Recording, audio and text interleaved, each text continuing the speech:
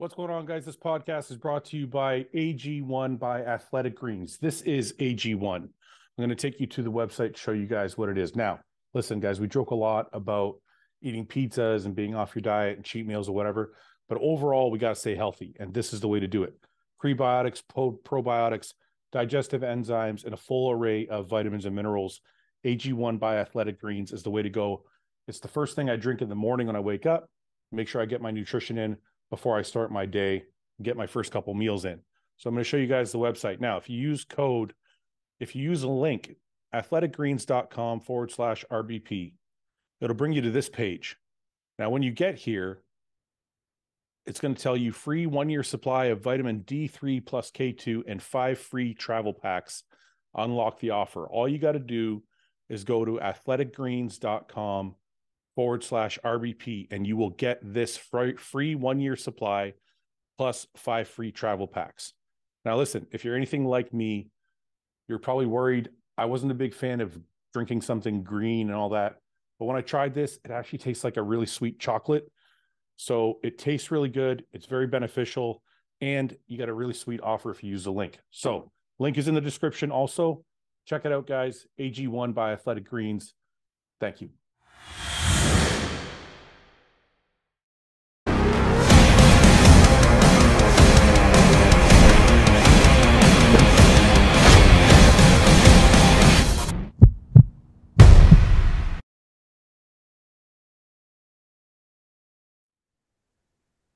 Hey, James.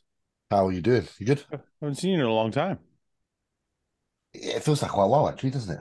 When was the last time I saw you? It's been like 3 weeks. Yeah, I think since before the adventures of New York, you've obviously had, and then maybe a week before that. So Yeah, it's been like yeah, 3 weeks. Yeah. yeah, I think so. You've been How are good. you? You look skinnier. What did you do? Skinny? Are you kidding me? Not body, face. That's such a wrong thing to say to a bodybuilder. No, I've taken the beard. If you look at the beard, short on the sides. Is that why? Skinny. That's why. See you later, bruv. Oh, it's skinny. James, I'm not leaving now. or Ian, what's up? Ian, he's upset me. First thing, I think James is gonna leave. dude, Ian, first thing he said to me, he said, "You look skinnier." So I'm fucking. What the fuck? I'm fucking out of here. Let's go. Yeah, you fuck this guy. You should leave. Okay, Me and wait. James are gonna do a podcast on our own. Ian, wait. Okay, well, it wouldn't be a shocker. Everybody else has started one already. That's true. Okay, James, look straight at the camera. Oh yeah, no, you're saying. Okay, look. Tell me, It's because he tapered his beard in and stuff. See, yeah. That's what I'm saying. That's what I meant. But well, bodybuilders, his head is very freshly shaved and his beard is tapered. So Ian didn't need to be told and knew. I know. You were like, man. There ain't nothing skinny going on there. Look at the fucking size of this guy. Oh, thanks, Ian. Appreciate it. I only meant his face. You guys are fucking ruthless. Ruthless bastards. Jesus, you know. Ian, you look like you're getting that Skeletor look going. Yeah, I'm looking pretty rough. Yeah. Is that melanotan kicking in too? I see a little bit of the tan going there. Yeah. What's the weight at now? How many? You get 2 weeks now, right? 10 days. 2 weeks. Nice. You're the only guy that can crank out a podcast 10 days out and still be. I know. Everyone's like, spirit. oh, sorry.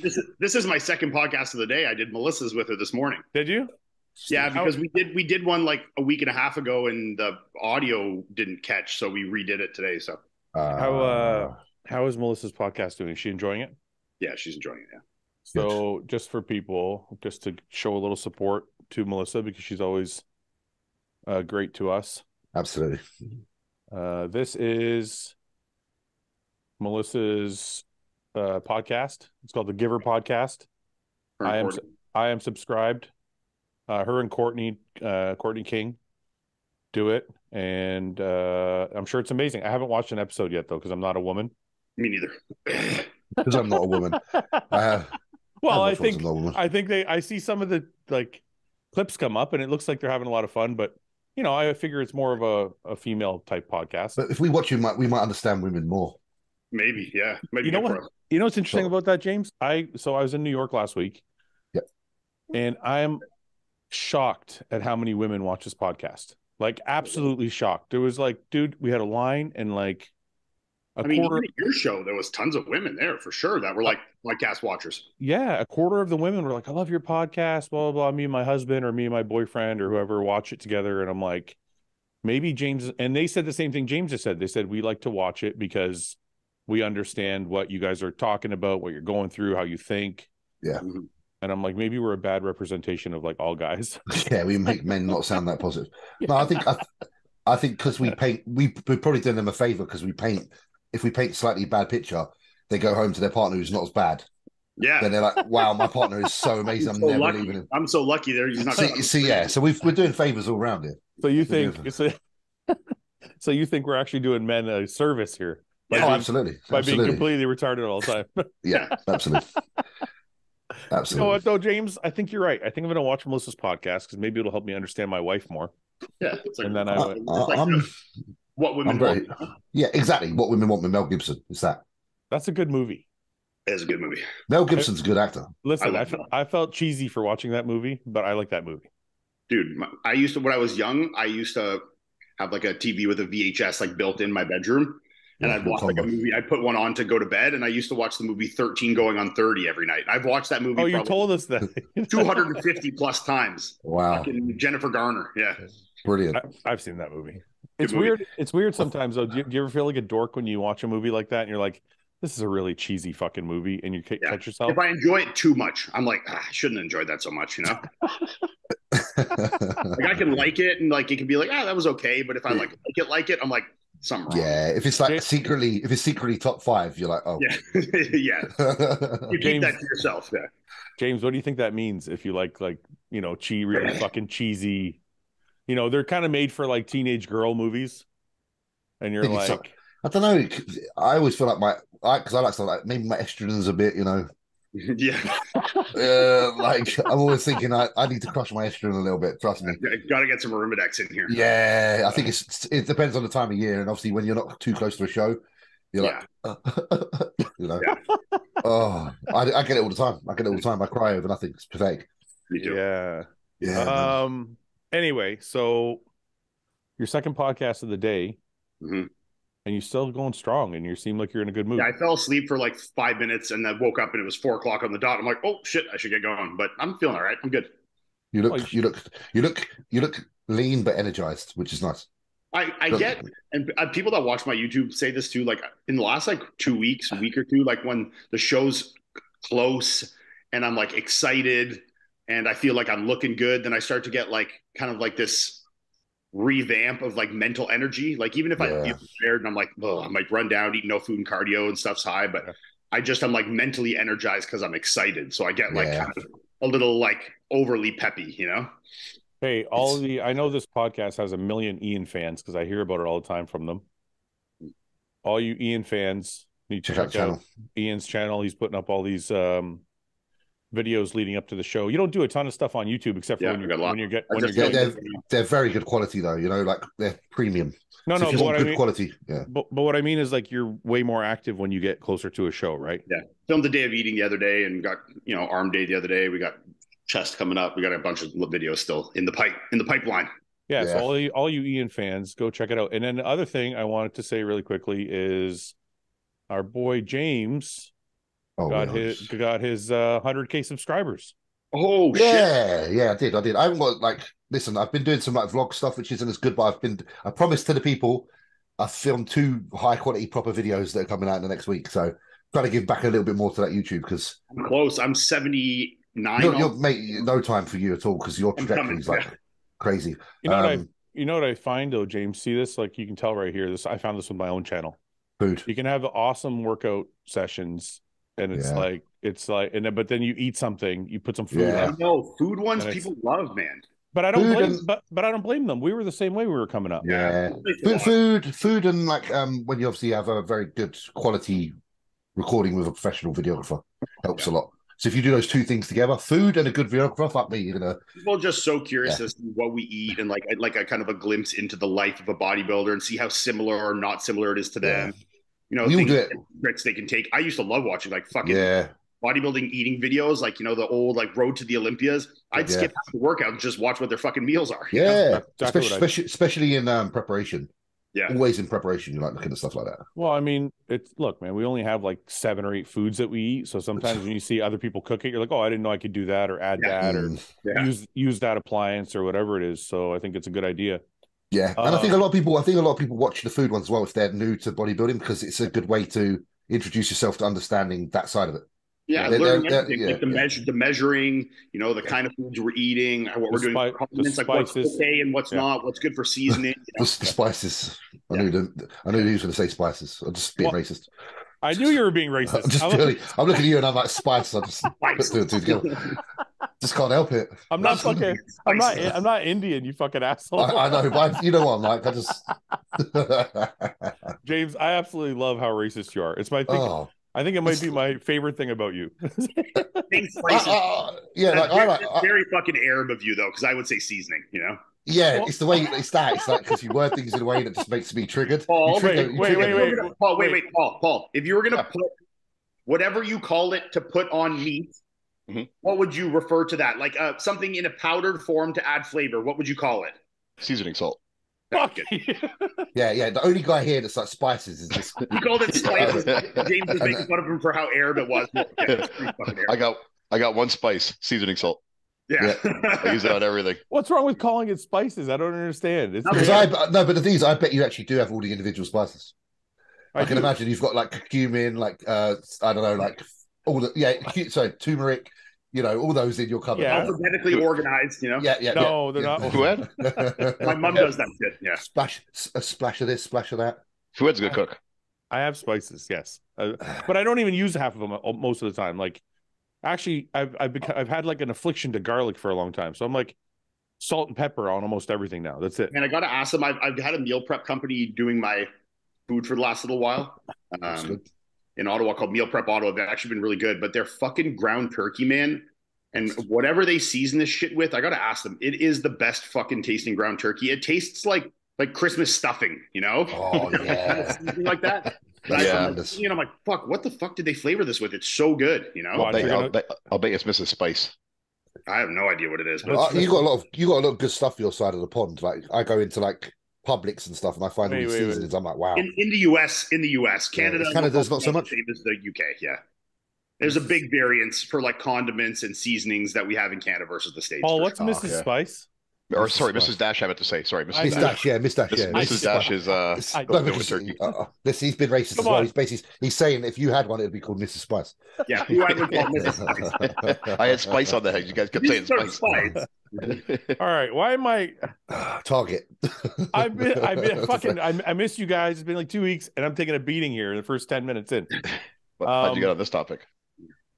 We were just talking about James's YouTube channel. Filming day in the life of eating and stuff. Yeah, like food. James's YouTube channel finally hit not finally, but hit 100,000K, and he's got the platinum. I got my silver play button over there. I saw that. Yeah, I got one. I was quite happy with that. Like you don't really expect to do because we just film to share information. So when you reach a milestone like that, it's I know it's nice.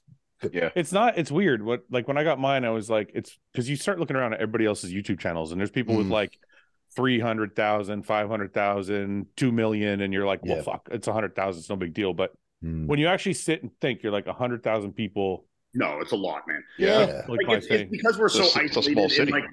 We're isolated in like such a social media dominant place where there is a lot of big like the C-bums of the world with fucking 10 millions, and like.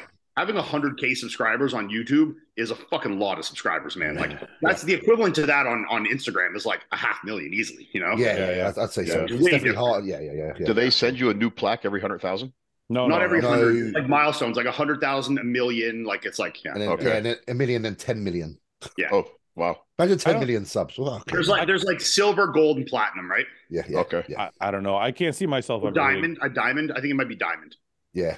I can't see myself ever hitting a million. Well, never say never, man. Never say never. No, I mean never. It's honestly not even an aspiration. No, but it doesn't have. If you just do what you do, it might just happen. You know what I mean? It wasn't James's aspiration necessarily hit 100K. You just did. No. I remember being on like 20, and I was like, "This is nice." Yeah. No, but the reason I thought that is because I did want to hit 100K. Oh, you did. Okay. Before I got to 100, I was like, I think I can do 100. But did you want to hit it when you saw you were quite close? Was it kind of like, oh? I think when I crossed 50, I started. Yeah. That's So maybe like, I didn't really care, but now I'm like at 80 almost, and I'm like, get that 100, you know? Get it in, get that silver play button, man. Paul, you should do a YouTube channel. What am I going to talk about?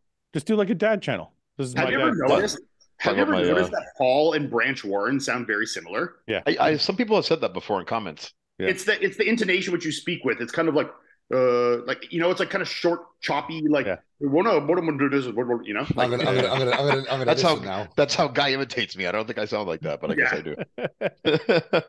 So before we plugged everybody's YouTube channel.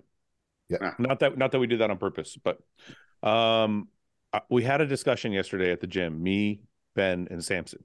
Sure. They were here in Windsor for a few days, and I thought this would be an interesting conversation for the podcast because there were so many varying opinions. Okay.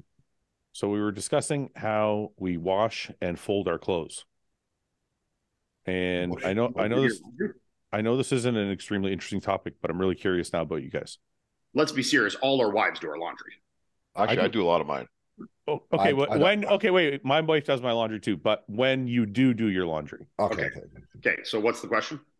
Do you turn all your clothes inside out when you like your t-shirts? Do you turn them inside out when you throw them in the wash? No. Oh, no. Are you if they're inside out already, I leave them. Yeah, and if they're not, you're getting wet and soaked through either way. You're putting them in a machine that's like getting them soaked. Doesn't matter. That's my opinion. That's my opinion. So Matt, who we've developed a good bond with, he's our videographer, photographer. We were fucking around with him, and he was saying that he turns every t-shirt inside out because it'll get cleaner that way because it's scrubbed. Because he sweats on the inside. Yeah. But you're making a lot more work for yourself too, because you got to turn it right side out when you fold it. I also wear like 4 outfits in a day. Like I do morning cardio with one outfit. I take it off when I shower. I'll train. I put another outfit. And after I'm training, I put on something. I do nighttime cardio. I put something else. Like I wear fucking 10 shirts in a day. You know? Yeah. Me too. Okay, so Melissa already has so much laundry to do. You know? Okay, so you just however they are, you just throw them in the wash. That's one finished. Yeah. Okay, when they come out, first question to all of you individually: do you hang or fold your t-shirts? Hang. So fold. You hang your t-shirts? I hang everything except I fold my pants. My t-shirts are all hung on hangers. Really? I fold pants, or I hang pants. Wait. You hang pants and you fold t-shirts? Dress pants. I hang dress pants. I hang dress pants. I fold jeans and stuff like that. They got a crease, so you got to fold on the crease and hang it. Right. I get it. But I have like a shelf. I have like a rack, like in the walk-in closet, and I hang all the shirts. And then above it, there's like shelves, and all my pants are up there. Okay, so question. So Ian hangs all his t-shirts. Paul, you fold your t-shirts. Melissa hangs all my t-shirts. Whatever, you know what I'm saying. James, I fold because I just don't have enough room. I fold. Yeah, I don't have enough room in my walk-in for all my t-shirts either. Yeah, see, it depends on space because like Melissa hangs some stuff, but then like she has this like one of the guest bedrooms is also like a closet for her, and she has like portable racks in there, like in the room that are hang, but then there's also stuff in the closet that's folded in cubbies. So it's like it really depends, you know. Do you hang dry, Ian, or do you hang? Wait! Don't just wait. Whoa! Hold on, I put everything in the dryer. Okay. Hold on here. I'm the host.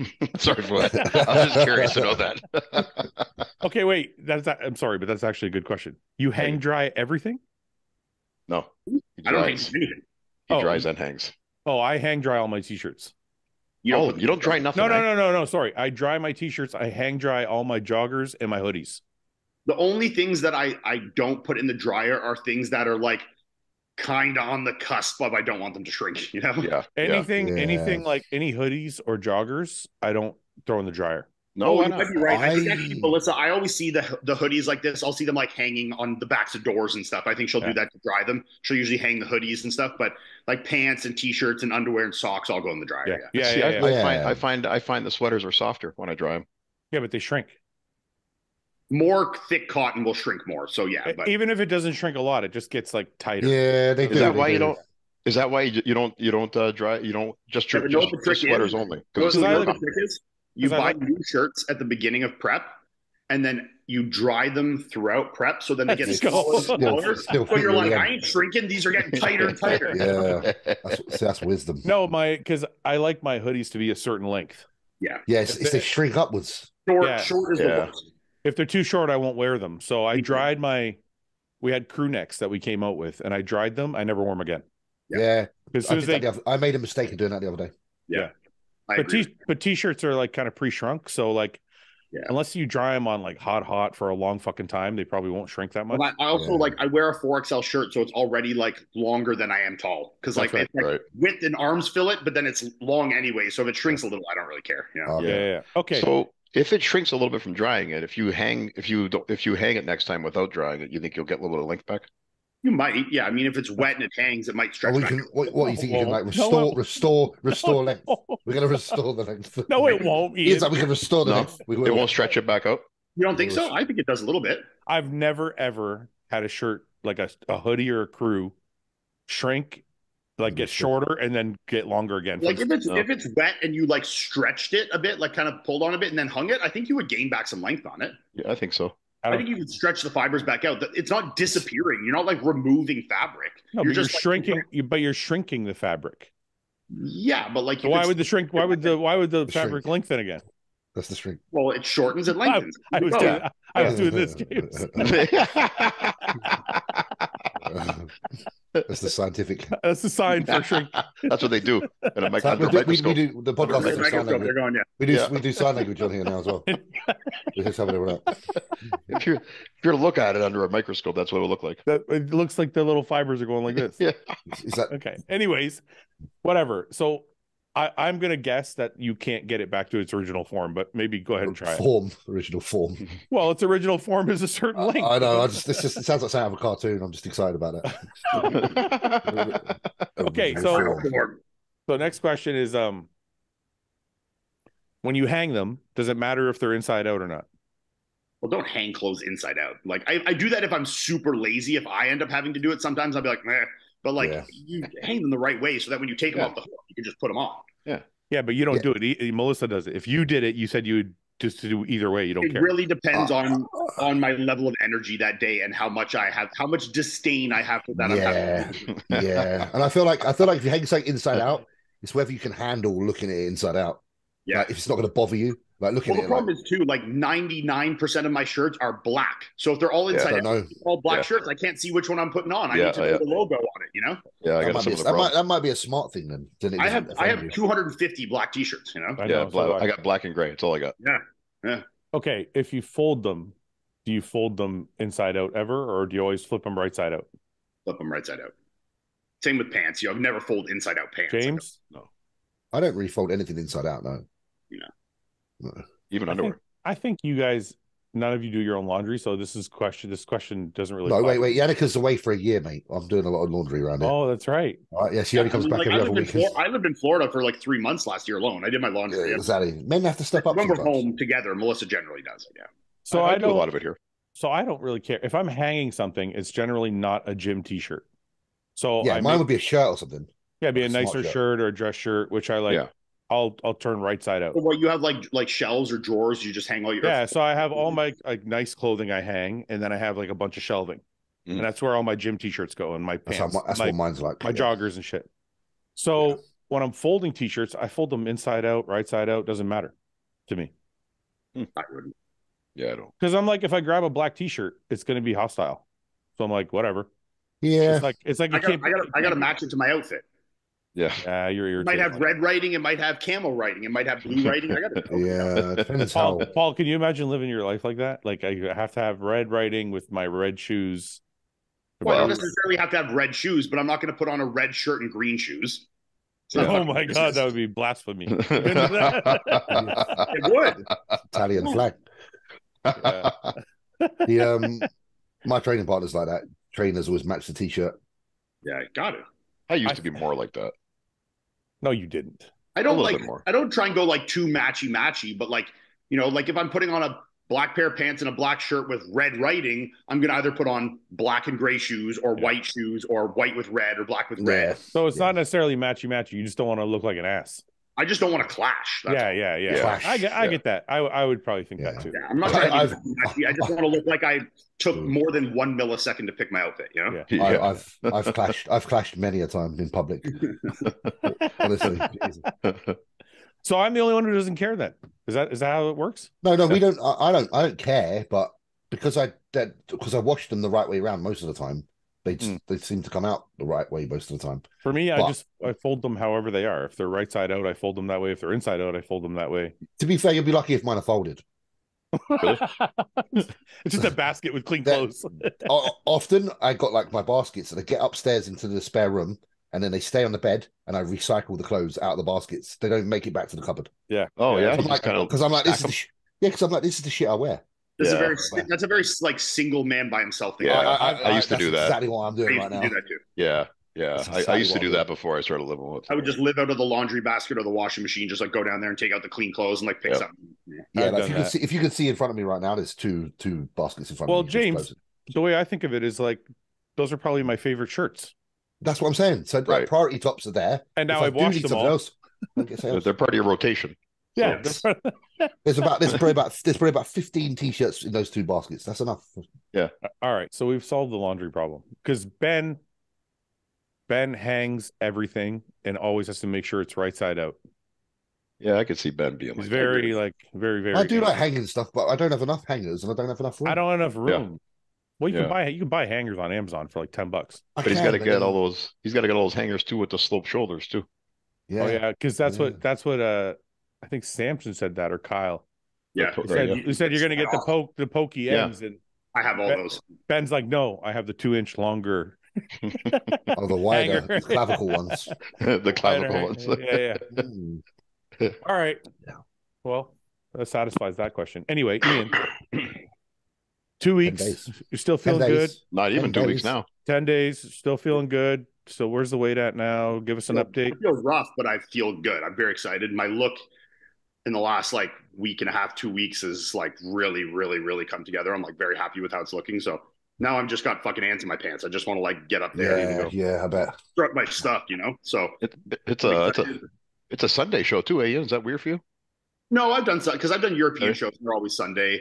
Yeah. I've done lots of 2-day shows like the Olympian stuff. So like I'm used to like different days. It doesn't really make a difference to me. Okay. And I like that the final starts at 3. I don't like being done at fucking 1 o'clock in the morning. Oh, that's nice. 3 is great. We'll be done at like 5 p.m. So you can actually have some food. Chill out. Oh, what is it, like a 9 o'clock and a 3 o'clock? 10 and 3. 10 and 3. Yeah. That's brilliant. You should know. You're judging. I don't have the times yet. Yeah, James, me and Paul started doing that like a couple of years ago. We were like, why are we having finals at 7 o'clock? Yeah. And then getting out of here at 11 and then nobody can find anywhere to eat. Yeah. It was just tradition, but and also I'm like, what's the point of having that for like 5-hour gap? Like you can't do nothing in between time. Yeah, where are we going to eat Sunday night then? Have a circus act like fucking.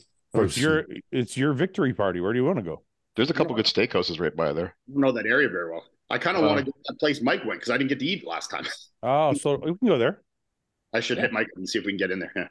Yeah, let's talk to Mike. I'm sure because I think he's coming anyway. Yeah. Okay. Any changes, like any noticeable changes yet that you've seen that are like you can kind of fill us in on? In what regard? In strategy?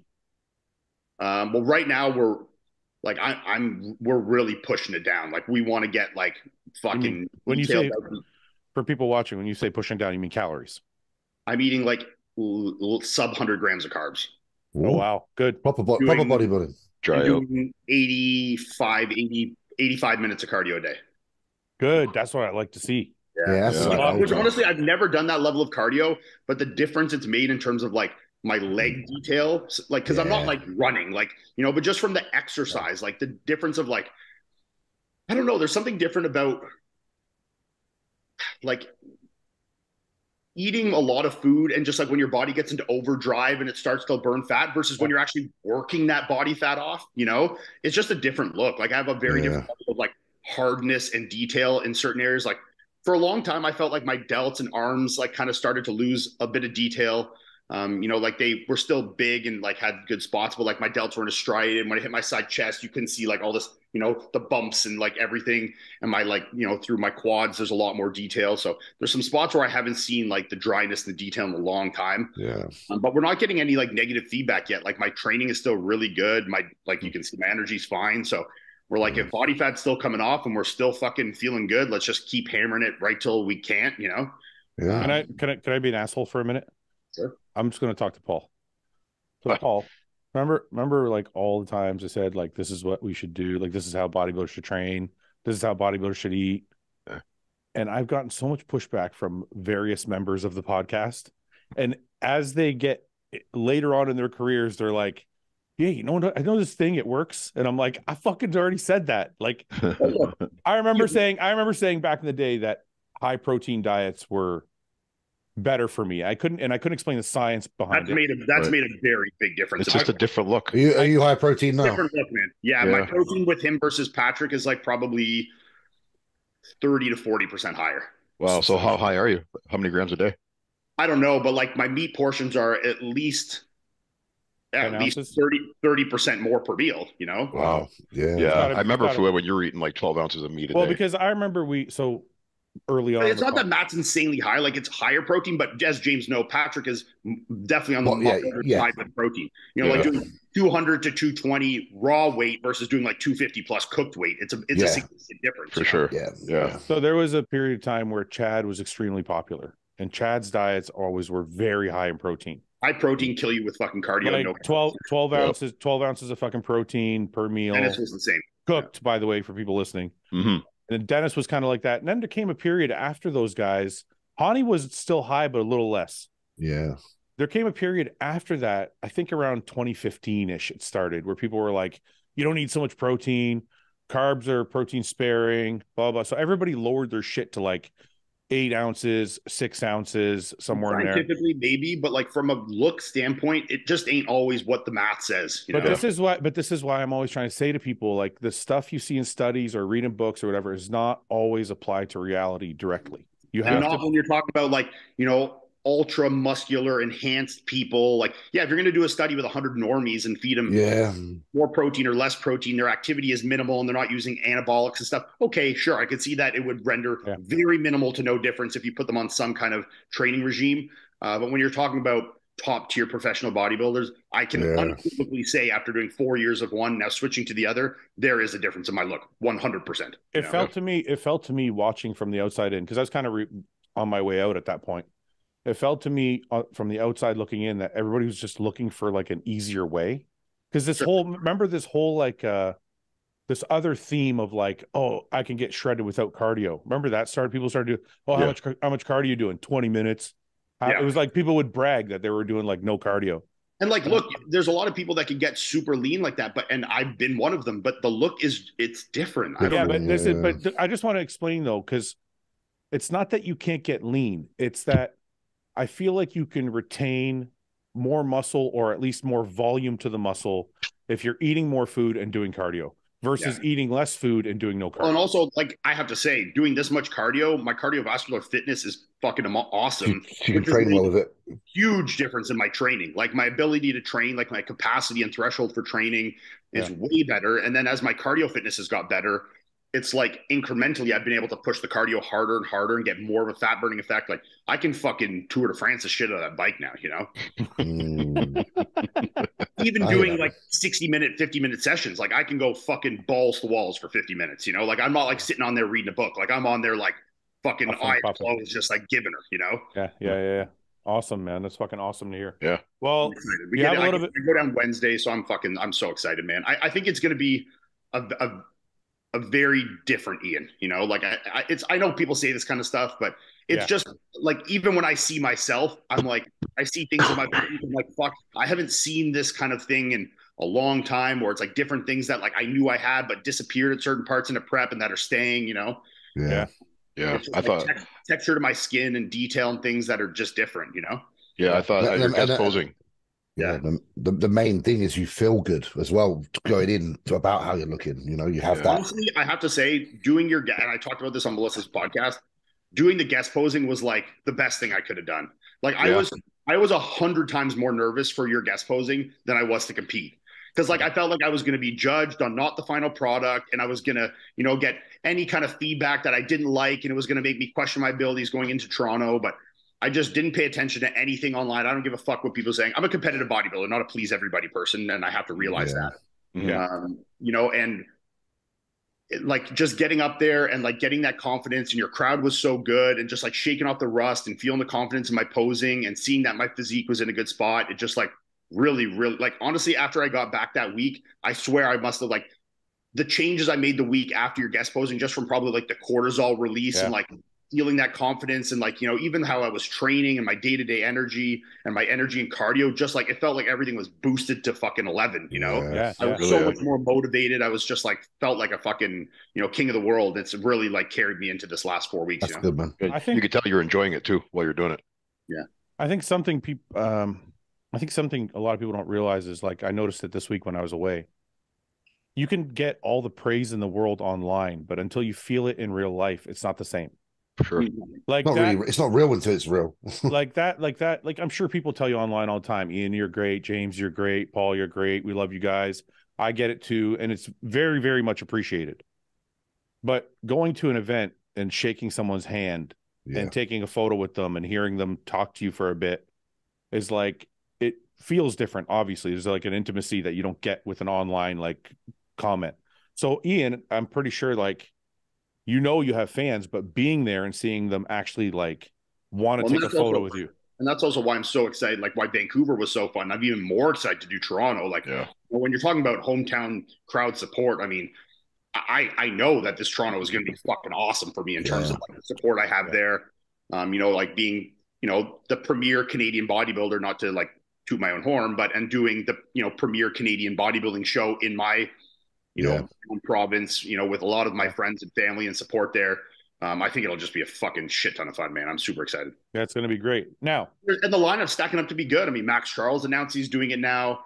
You got some guys coming in there. So I think we're going to have like a good, 12 to 15 pretty decent guys. I think it's going to be a solid lineup. So I'm excited. I was just going to bring that up. So there's other shows I want to talk about, but since we're already on Ian's prep, Hassan Mustafa seems to probably be the most challenging of all the challengers that I've seen line up for the show. I think if you're talking about like, recent competitive history, I'd say Hassan is like the top guy, there. Yeah. Well, hey, look who's allowed to smoke indoors. I know, eh? Got a window open. What does that mean? Allowed? That's like my missus would be like, "I don't smoke indoors." I smoke in the house every day. You're gonna have to talk to your missus. I don't smoke. But I'm just saying, I thought, I didn't know that was something you could. I didn't even know you could do that anymore. I smoke a joint in the middle of my kitchen. Oh, I missed okay. So I'm out of touch. No, and in fairness to my missus, she controls most of the house, but this is my sanctuary. Leave me in my room to be. I get a little corner. I get a little corner in the basement. In the basement, you get one room. Yeah. I feel like I think we're all left out now. I feel like we should all be smoking something. Get cigars. You know what? I finally am I allowed to? How your buddy gave us those like big goodie bags. Yeah. That big fucking heifer in there. Yeah. I finished it yesterday. Did you? How long did it take you? Well, I guess 2 days after the show, doing like a little bit every night of it, Okay. So like 10 days, Yeah, that shit was dipped in everything too, wasn't it? It was good, yeah. All right, next podcast, I'm making sure I've got something to fucking smoke. It took a while for sure, yeah. Well, your wife is gone. I feel inferior. She's in Norway. She can't do shit. Your wife is gone. You can do whatever you want. I will literally be in my element. I'll be like, will she watch the podcast though and be like, I saw you smoking? Yeah, I'll call you right during it. Yeah, I'll say it's the green screen. It's a green screen. We do crazy things these days. Okay, so Hassan, Max, Joe Seaman. Can I say? I just want to say something about. We're going to go back to. All right, let's wait. We'll go back to it. So Hassan, Max, Joe Seaman. I'm pretty sure. I'll list off the guys I know. Ross is doing it. The guys I know so far are me, Hassan, Max, Ross, Joe, Robin, that new guy doing his pro debut, Morgan. I'm missing someone that I know doing it. Stu or Eric Wood. Stu Stu's doing California this week. I know he's doing California. Yeah. So if you does Toronto as well, that'd be great. But that's a tough turnover. Even Ross, I was surprised he chose to do East Coast to West Coast back-to-back weekends. That's a tough turnover. So yeah. But I mean, fucking giver. And there was someone else I just saw was doing it as well. I can't remember, but yeah, it seems like a good top five anyway. For sure. Yeah, no, I think it's going to shape up to be a pretty solid show. So I think it'll be competitive. And what, you're going to say something about Joe? Oh, okay. So, yeah, I was just want to say about Joe at the New York. He was very impressive from the back. I'll tell you. So I walked into the show late because we were at the booth and stuff, and I walked in while they were starting to prejudging like one at a time. Yeah. And I caught Joe doing a side chest and then going around. And me and Samson were sitting there going, this guy's going to fucking win. Yeah, like from the back, he was hard as nails. I'm telling you, man, from the side and from the back, he's huge. Mad. He's so heavily muscled, and he was in such good condition. When he moved, you could see fibers moving. I was like, he had like that really fucking thin onion skin, man. I was like, Joe Seaman's going to win this fucking show. Yeah, it's just his front shots, that rib cage hurts him. And this That's it, yeah. But his stomach was a little washed out. Like his conditioning front to back wasn't even, but that was definitely one of the better Joes I've seen. And so especially conditioning from the back was exceptional, you know? So I just want to say this about his stomach. Even though he's got a big rib cage, when he does a vacuum, it still looks very good. Yeah. But I don't think it was, I think it was the washiness of his stomach that was hurting him more than the size. That's what I was going with. It's not the rib cage. It's that he needs to have better control of it. And I think he needs to do what Luke did, because I think in 2017, Luke was like getting a little bit of a midsection. And then I remember him telling me that offseason, he vacuumed all offseason, morning and night after his fifth meal. And he came back in 18 or 19. I forget which Arnold that he took second at. Nice vacuums, I remember. And his stomach was smaller, tighter, and he had more control of it. Yeah. So it's like, if I'm Joe Seaman, I'm vacuuming all fucking day long, all year long, because that's the only thing holding him back. Yeah. Yeah. It's like, I'm telling you guys, I was fucking shocked. He was in like the mid 270s or like 270-ish, I think, from what I've big. He looked He's a big guy. huge. He looked fucking huge. He's a strong boy. And when they called the call outs, and I don't know if this even matters, I don't know if it just ended up by accident, but Joe ended up in the middle. Yeah. And then they moved him out and put him in the third place spot and put Tonio in the middle. Yeah. They hit a few shots and then they moved him out again. So they must have seen the same thing I saw, but then once he was compared, they could see a little bit of the stomach issue, and that kind of is what hurt him. But I was just a shout out to Joe. He looked fucking incredible. Yeah, he's a beast. He is a beast. Joe was he was an impressive amateur for a few years. It just he kept chipping away, and then finally one year he got his pro card. He did well. He won at Toronto and then did his pro debut with me in Toronto that year, where me and De La Rosa did it. Yeah, he placed like third or fourth, didn't he? I think fourth there. I think. And that was one of his better showings too. He looked really good there that time. Yeah. Joe's always been full of muscle. It's just that waist. You're right. It just throws off his front shots. So I was sitting there, so I kind of know what the guys look like. But before I say anything, what did you guys think of the placings? Do you guys think they were all pretty good, or do you have any changes? Didn't have any major gripes with them. I think as a whole, it was pretty fair.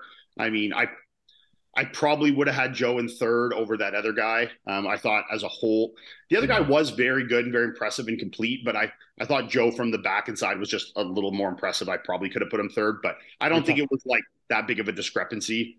You're talking about Joseph. Joseph, that's it. Yeah. Joseph was I'm quite impressed with him. Actually, he's very good. He was very impressive. Yeah. It's the condition for me that's like really. You kids at home that want to be pro bodybuilders, I'll tell you this: you need triceps and hamstrings if you want to look thick. Yeah. Because I think with Joseph, it's the silhouette, and it's the hamstrings from a side pose too. Fucking make such a difference. Yeah. When Joseph turns to the side, he's got such big delts. Yeah. And such a big chest. He's got good biceps, but the triceps are lacking a little bit. Yeah. It doesn't fit with the shoulder and the pec. You need that roundness on the back of the arm. And then the leg, his quads are amazing, but then he's losing some in the adductor and the hamstring, so it doesn't give it that full round. He's quite tall too, right? Yeah, he stood next. I think he's Samson's height. I think he's just about 6 foot. 6'1". Yeah. But he had a very, very impressive shape. It was like a classic guy, but like blown up. I like Derek Wood's look too from the front. He has nice and expressive shots. The only thing that was weird to me is his conditioning and his glutes were just so not matching the rest of his conditioning. It's like he was peeled everywhere else. His front lat was wildly impressive, great abs and thigh, really nice shape. But then it's like his glutes still looked like quite soft. You know? I wonder if it was a flat. He didn't look flat, but I wonder because even if you look at his pictures like a few weeks out when he, like in the gym and stuff like that, like with a pump, there still were. I honestly think he just needs more muscle on his glutes. It looks like doesn't quite get enough stimulation to them. They maybe just need a little more tissue on there. That would help. So I saw him come out, and me and Samson, when we first watched him come out, we were like, holy fuck. Because from the front, his structure is absolutely beautiful. Beautiful. Yeah. And he was big. He's got wide shoulders. Yep. And we were like, this guy could win. Then he turned. Then he side shot's still pretty good. Hamstring's a little shallow. Then he turned to the back, where like the glutes weren't lacking muscle, but they did have. Muscle? They didn't look small, thick skin on them. Yeah, they had some thicker skin on them, but the biggest drawback to his physique was his hamstrings. Hams and adductors from the back. Yeah, he just needed more side to side thickness when looking at the hamstring, like from the back. Honestly, if I was a guy like that, where your glutes don't quite get that hard and you're lacking a little adductor, I would adjust the posing to do like where you kind of pop your adductors back like a Regan does and not try and squeeze your glutes in. Because I think you're not showing any striations and you're losing width in the hamstring because you're pulling it in. I would just pop those back. You don't know whether the glutes are striated or not because you're pushing them back. You get a little more adductor width. I think that would help his physique a lot. Yeah, but the only time that works, like when Regan does it, for example, is the glute you can still see faint striations in it. Yeah, but even if you don't, he's not seeing really much anyway. So you might as well try it. It's even. Add a little bit here for the sake of it, you know. Yeah, you're not losing any glute or gaining any glute, but you're gaining a little adductor. So it's like you might as well, you know. Well, just to. I mean, like Nick kind of does that. He kind of pops the adductors back a little because when he flexes in, he doesn't have like the craziest deep striated glutes. So he like does a little flexion on them, but then pops the hips back, and he has those fucking gigantic adducers. So it just looks crazy. Oh my god, this thing's like branch ward adductors. just to give him the positive notes, incredible. The guy for people who don't know, I think Eric is 27. Yeah. And he put on like 20 pounds of muscle in 1 year. Because I think at the Nationals or USA's, wherever he got his pro card. It was 2 years ago, but yeah, I think he was 226. And he went on stage in the 240s somewhere. So he's put on like 15 to 20 pounds of muscle. And it wasn't like he sacrificed hardness or muscularity or like conditioning look in any way for that. Like this was a true 20 pounds of real muscle, you know? Yeah. He kept his shape too. He carved himself to the nines and like didn't use a diuretic and he ended up 20 pounds heavier. It's like I'm gonna say it was 20 pounds heavier, you know?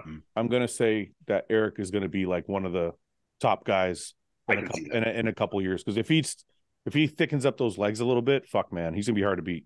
I agree.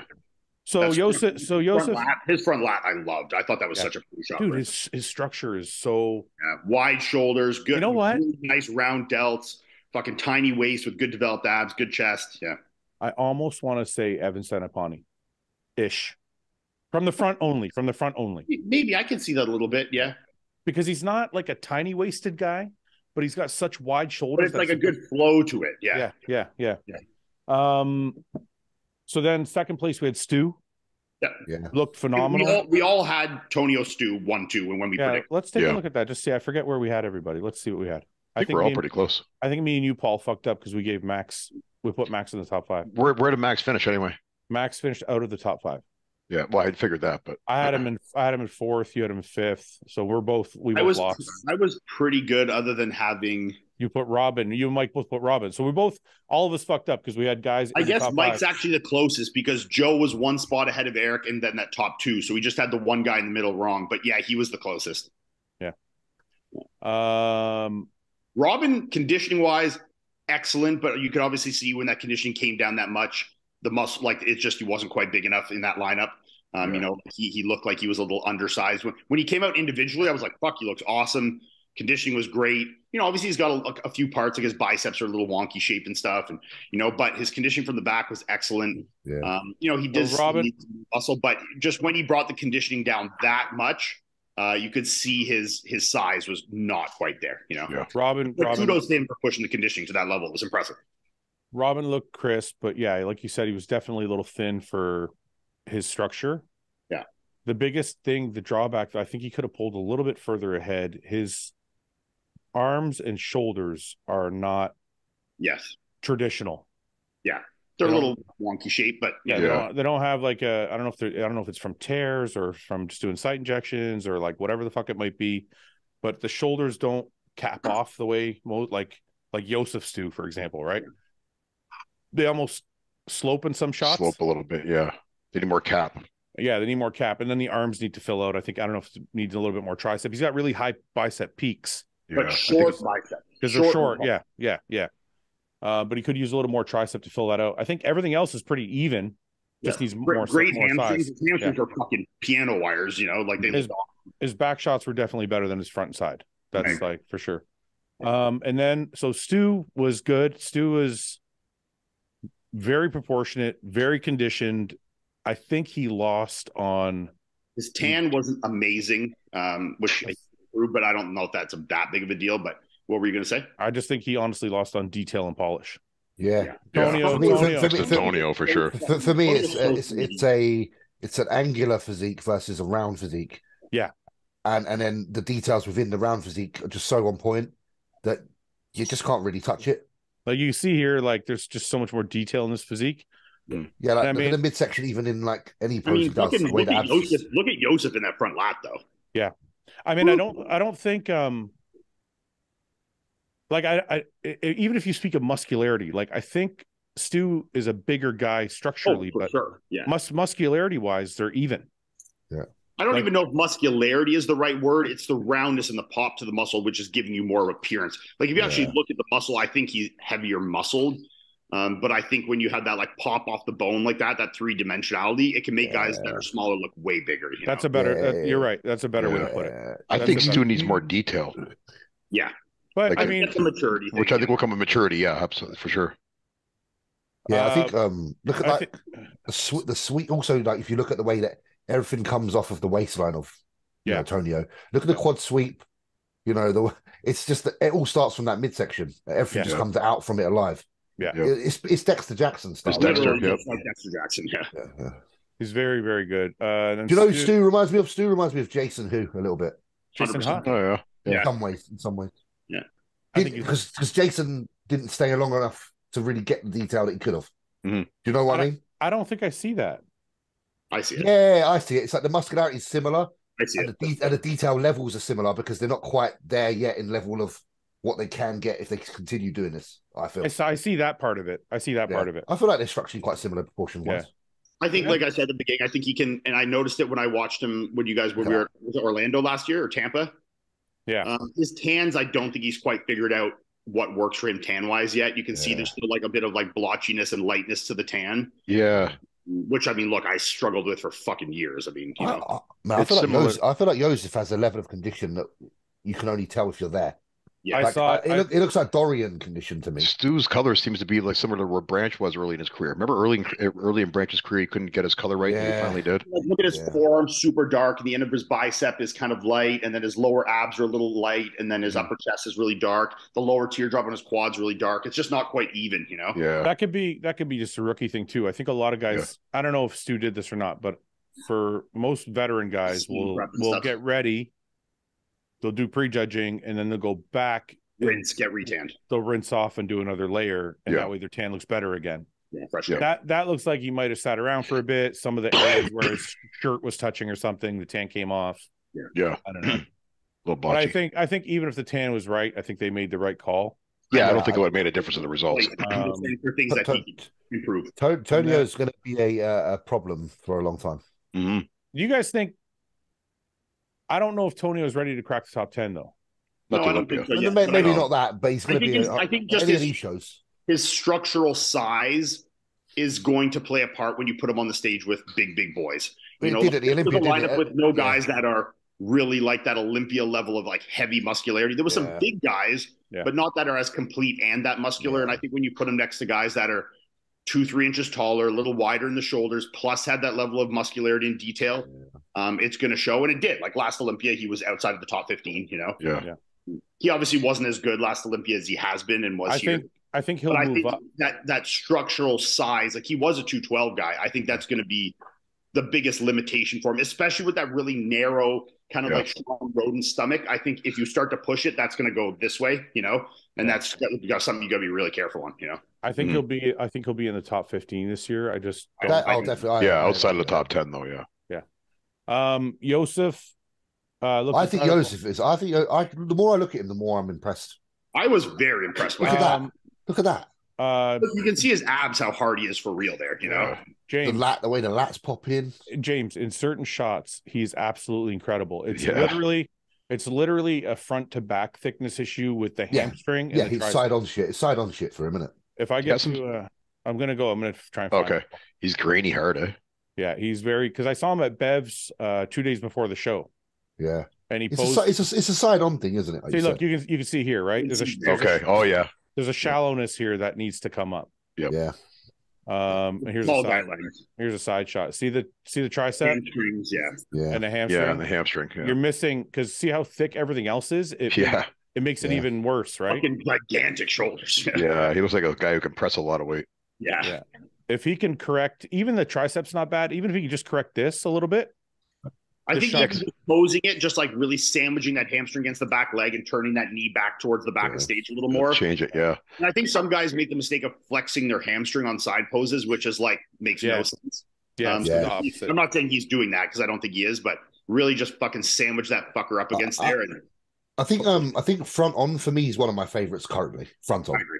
Could be, yeah. He was very impressive to me. When I saw him come out, I was like, who the fuck is this guy? He looks fucking awesome. You know? Yeah. Very impressive. So then we got Cali this weekend. Okay, so pretty similar lineup, I suspect. It looks pretty similar. 1 second here. There it is right there. So we have Tonio as the main names I could find. We have Tonio, Ross, Stu, and what's the over-under that Sergio's doing the show? He's not doing it, I heard. I don't think Sergio's going to do it. He's not quite ready. He's still 286, not quite there yet in shape. It's not even. I don't even know if it's just that. He's still like when he was on the podcast last. He said he was still waiting for them to like let him leave the country. Oh, I don't think he's quite show ready yet from what he's showing. Like he could do a show, but he looks like for what he wants to do, 2 to 4 weeks out. But he looks good. Yeah, I thought he said something on a post so that he was going to do something this weekend. Yeah, well, I don't know, maybe, but I think he's probably got about another 4 weeks out of him to be in the shape that he can be in. It's a good look though. Well, he's saying, look, trying to pull a rabbit out of my hat. What could that mean? Ian, this is pretty close to show ready. Yeah, no, I think that's like I said, 2 to 4 weeks. I think 2 weeks, like he could be ready for Toronto if he wanted to. Yeah. But I think it would be different to see where his conditioning and his glutes and hamstring is versus his front. Yeah. And he doesn't want to make the mistake he made last time because the mistake he made last time when he competed at Legion was that he wasn't quite in shape for what he could have been. Yeah. And if he was, he probably would have won that show. Let's be honest. But he wasn't quite where he could have been. So if he's doing what he should be doing, he's just going to be a little bit more patient and hit that condition and then come and do the show.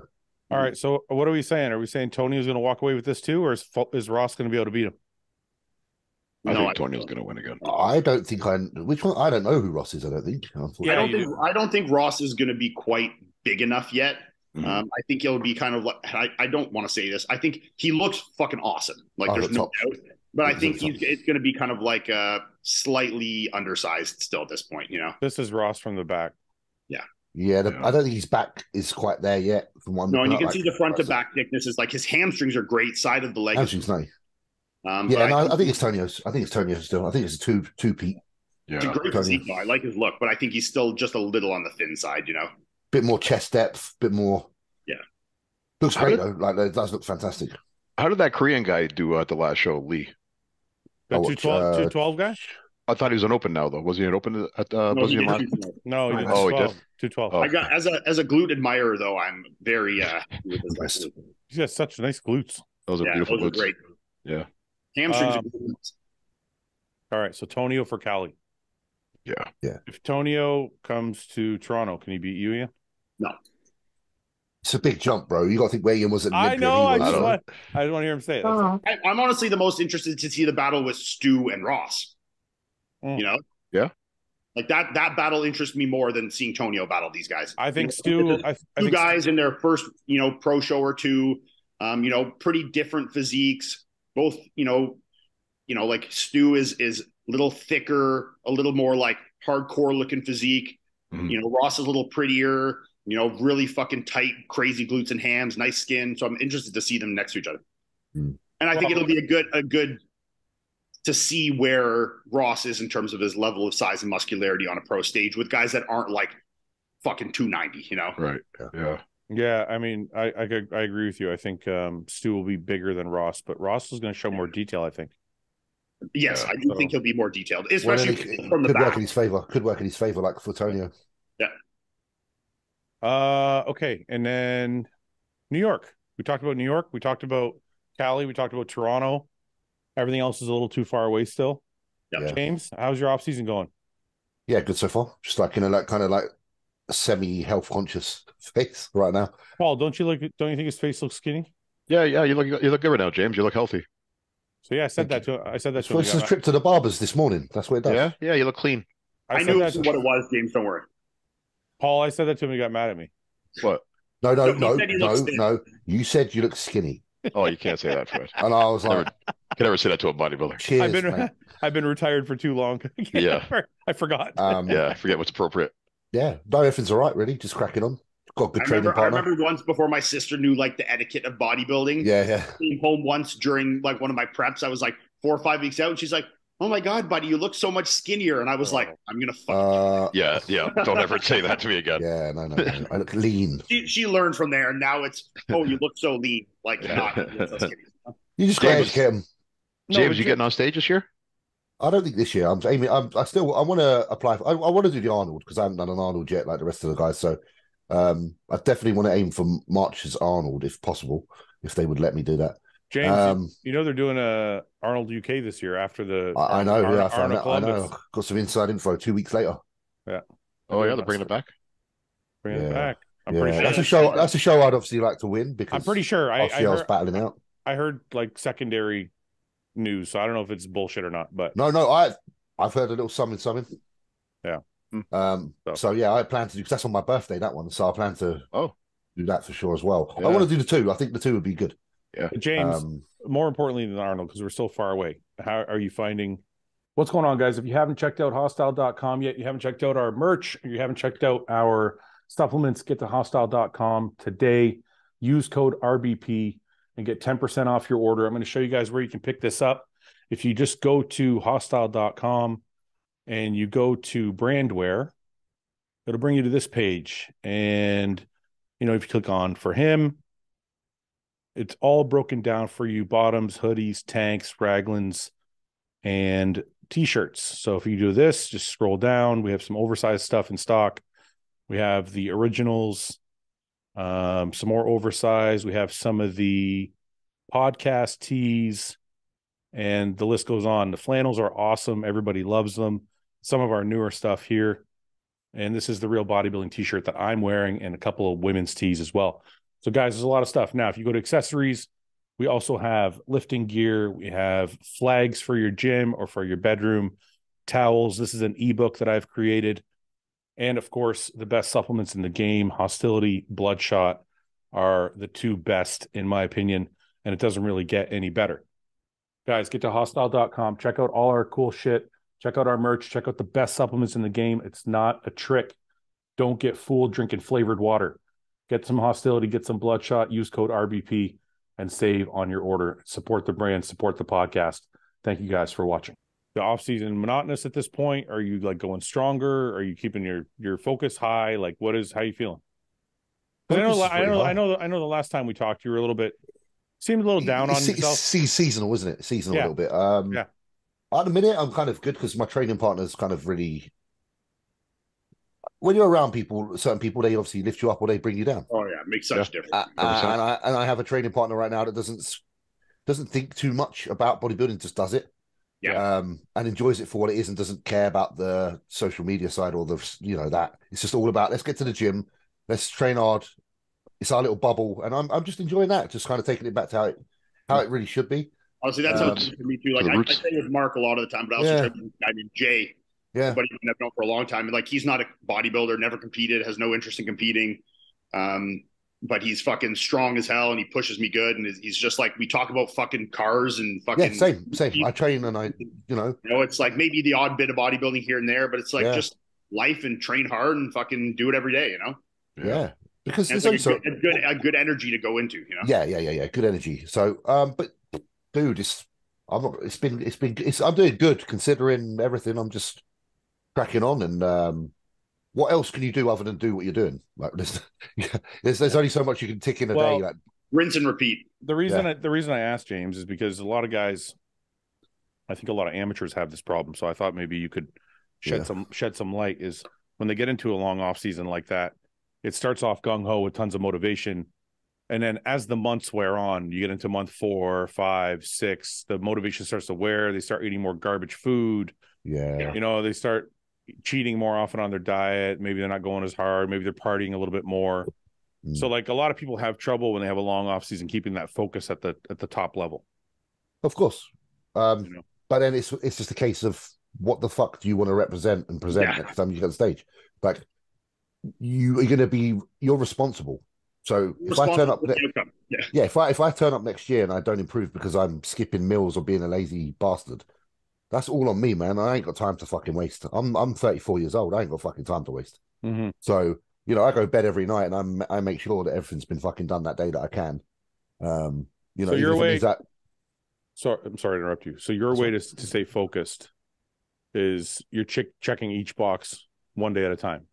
Well, and just you do an inventory at the end of the day. Yeah, but just remind yourself, like, do you actually fucking want this? Yeah. Every time, like, because everyone else that wants it, Iain wants it. He's not fucking around. Yeah. Why should I fuck around? You don't deserve shit if you fuck around. So it's just remain that. And obviously, like I say, having a good training partner who doesn't fuck around, and he hasn't even got as much from this as I have in terms of reward. And yet he's as committed or more committed than I've ever seen anyone in a long time. So if he can commit, I got to be the same. I plan on, and I'm not going to compete that much longer because I'm getting older. So I want to fucking do what I've set out to do before I'm done. Yeah. I said this to a friend of ours, me and Paul. I said this to him a little while ago. I said, look, you can't. He wanted to get ready for a show. He did a show. He took second. He didn't. Yeah. I think he wanted to look a little bigger, better. I said, you need to turn up the dial a little bit in the off season. Yeah. And I don't think the average person understands what that means. Like, it doesn't mean necessarily more volume. No, but it just means like sometimes it's easy to check a box, but not actually put all your heart into that box. Yeah. You can do an action with resolve or without. Like, like I can wipe my ass. I can wipe my ass because I can wipe my ass. So I can wipe it with integrity. Yeah. You know what I mean? I can really mean it. You make sure you got every there's going to be I got everything. By the way, I tried wiping my ass sitting down the other day just because that is awful. I don't know how these guys do it. I do all the time. My butthole was all like stretched and pursed, and it like felt weird. Like I'm like, this is not right. Well, that's probably why I've caused mine to bleed a few times. Wait a minute. No, James. James, you're not right. You want your butthole to be stretched so you can clean it better. And I just no, but I cause the stretching. I don't want it to be forced. What? I stand up and then I put myself in that position when I'm like sitting over. Yeah, like a slight bend. Yeah, it's not good, man. No. Yeah, I'm with you, Ian. I stand forward to the side and then wrap around the side. Yeah, just lean and look. Just lean. That's it. Yeah, no, I can't do that. It's not that hard. It felt messy to me. I didn't like it. No, it's way cleaner. It's like you're smearing it all over your butt. Yeah, how the fuck are you smearing? You're. So wait, how are you guys wiping your ass? These guys stand up. Stand up. Well, I actually stand with your bum cheeks together. Yeah. No, I stand my butt out. I bought a 45 degree. Oh, so you do like a little push out, like a 45. Like yeah. You do the wellness pose.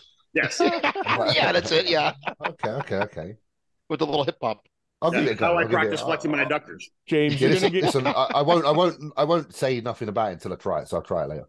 It's not possible because once you stand up, your cheeks are gonna do this a little bit. Yeah, they're gonna smear. They're gonna smear. Yeah. There's not poop all over my cheeks though. Dude, this is what it looks like when you're sitting down, right? Digestion issues for that. Look. Splattering. No, shut up. Look, this is what it looks like when you're sitting down. This is your assholes right here. Yeah. Okay. Spread on the seat pan. When you stand up, it goes boop, right. Touches. And now all this is touching. I push and then you push it back out. But now you got more. Everywhere. You got to wipe all this fucking area. I push out as I stand up. Yeah. Oh, so you're like this sitting down. You just stand up like that. Yeah. That's it. That's exactly. Okay, now we know exactly it. Yep. Sometimes you lean over the bowl. Yeah. I've never really done that. I like to wipe, put it back down. Wait a minute. Wait. What? You lean over the bowl? What? Well, you can. I don't normally. No. Don't walk it back now. You normally lean over the bowl. Well, lately I've had this leg injury, so a couple times recently I've had to. But normally, what bowl? The sink or the toilet bowl? The back of the bowl, because I see our upstairs bathroom, which is where I do the majority of my shitting. Wait a minute. It's the roll's on my left. The roll's on my left on the wall. I can't go left, so I stand and turn. Okay, I get it. No, not okay. He stands up, turns around, and leans on the back of the toilet. Sure. No. Yeah, no. So okay, so it's on my left, talk right? us, The talk roll. us through it. Yeah. So I stand and I turn myself, Why don't and then you I just wait? Just wait. Go The on, go on. roll is on the left, rolls on my Turn left. and you Turn wipe up. with the right, and you wipe with the right. I wipe with my right. Why don't you just pull it and then put it in your right hand instead of turning all the way around? I could. What do you mean no? Ergonomics. Yeah. It's just a lot easier, more efficient if I James, just I turn feel and like- I feel face. like you're not making this everybody, long-winded. everybody, shut up for a second. James, tell me what makes more sense. The toilet roll is over here. I wipe with this hand. Oh, yeah, you're right. You're right. Okay. Does it Go like make that. more? Yeah. And then Does it make more sense to stand up and turn around, you or just go, just go like this? and then you go. You mean like take the toilet roll off the ring? No, just Hold it in my tear- hand? No, tear pull the amount you need. Yeah, and then just put it to the next hand. Yeah, Why do you have to two turn all pieces. around? Take the two pieces. I just figure I'm just kind of eliminating one step. No, you're making more work. You're turning your whole body around instead of just going like this. You can just keep your body dead straight, like literally Not about toilet the level. work, it's about the comfort. But But it it's doesn't the matter same- because I close the lid before I flush it anyways. it doesn't matter. Why No, not? you You're don't doing flush like it while I'm sitting down. you're doing like gymnastics see, to wipe James- your ass. Plumes, Yeah, you Rooms can't- flying back up. toilet Yeah. plumes. Yeah, you can't look in the toilet. No, you gotta close the lid You gotta before close you the flush. lid. Huh. You We look did in the- And research on this. I always look at my poos, to be fair. That's Yeah, Well, yeah, yeah. but, Well, yeah, after, that's fine. After you look at it, you got to close the lid. Yeah, we looked this Oh, up. okay.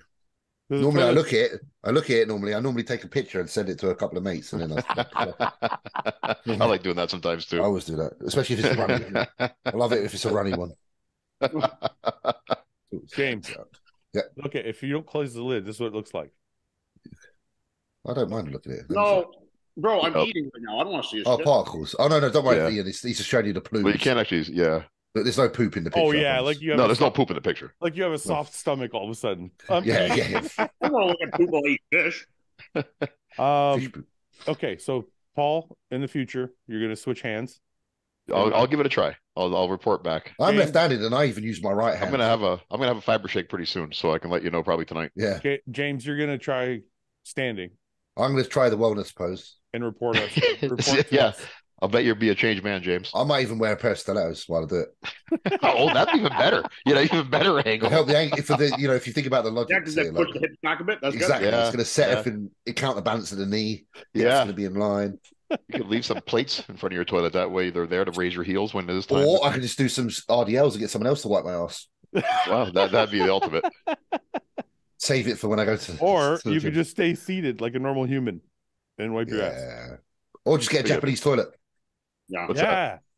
What do they do? Wipes your ass for you. Spray your bum for you. Oh, that like a bidet? They Yeah. spray you. They got a little jet. They comes out, Jesus, sprays so up in your good. anus, and Yeah. and you can play music while it happens.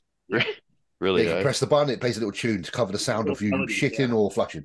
I thought bidets were Italian. No. This is different than this ain't a bidet. This is a fucking Japanese toilet, man. It's totally better? different. This is like high tech fucking stuff. Really? The Japanese are Yeah, so yeah. far ahead A of us. bidet is like ancient. This is like fucking future. Yeah. Huh. You got a picture? of it? Everyone, you need to try one. Promise you. I'm interested.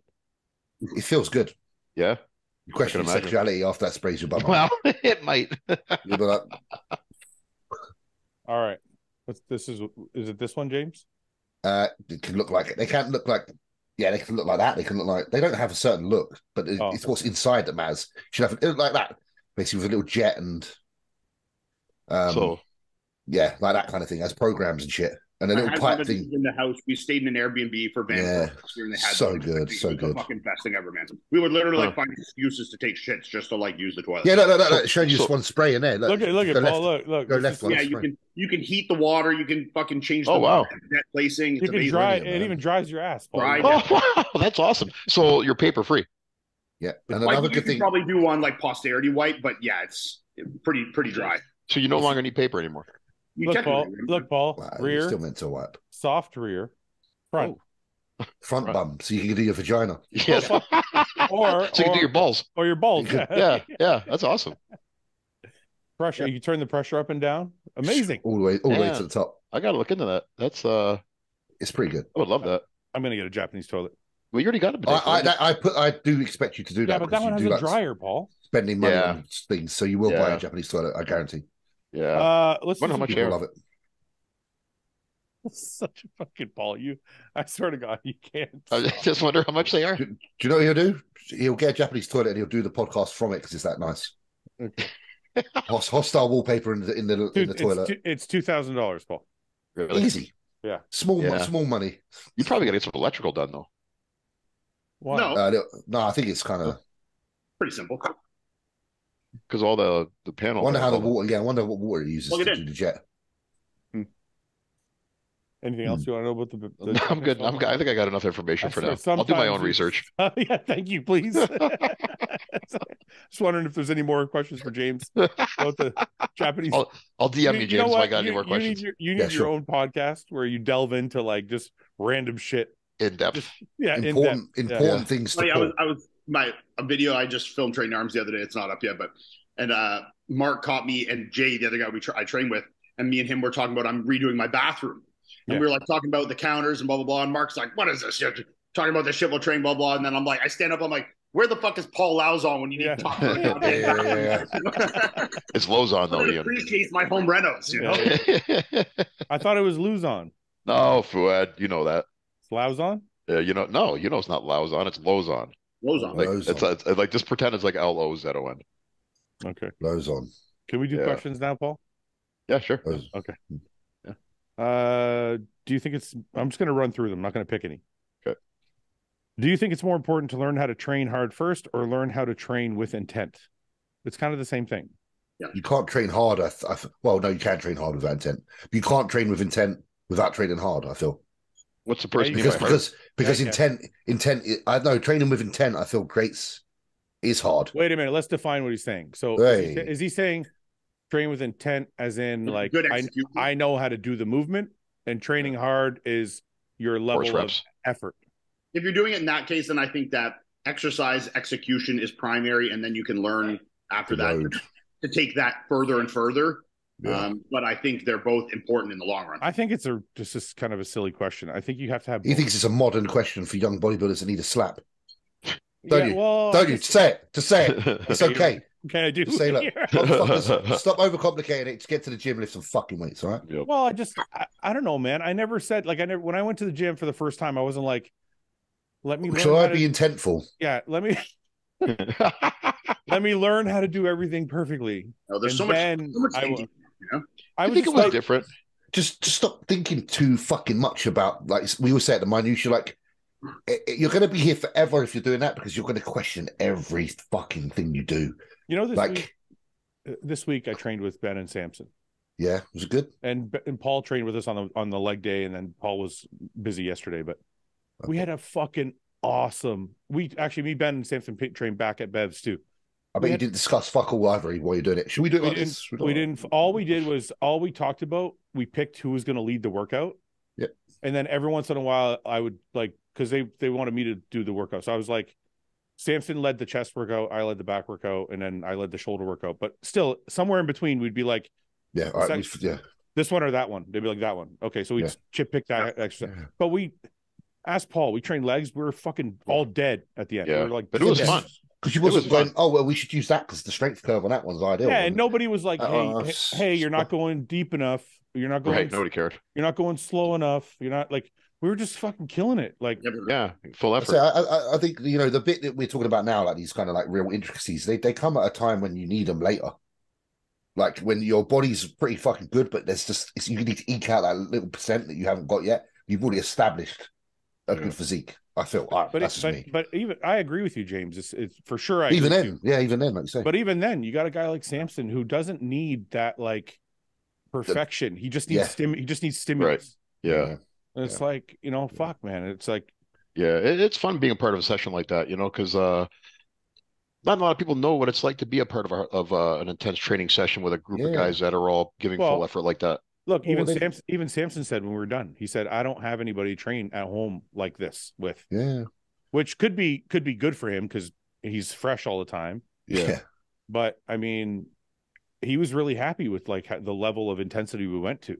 Yeah, but whether it's good for your progress or not, just to go crazy in the gym one day with a bunch of guys, it's fun. Man, it's fun. Sorry, James, what were you gonna say? It's like having sex with a woman, but it's not. It's the best thing you can do with other men if you're not that way inclined. Right, yeah. But the best time you can have with another man. Just trying to think what else you can do with other men. But Is yeah, it the no, you best? know what I mean. No, it's not. No, it's not. It's the best bonding you can have with a man. I don't think I feel so. Yeah, it's pretty close to. think so. It's almost as erotic as sex. It's the most heterosexual bonding you can do with a man. No, I Yeah. don't think so. There's an intimacy to it. Yeah, there's an intimacy to it. You get I pretty don't think- close. I think you can. There's other things you do to get closer with your buddy. Yeah, there is, but we're saying without crossing the line. Yeah, I think so too.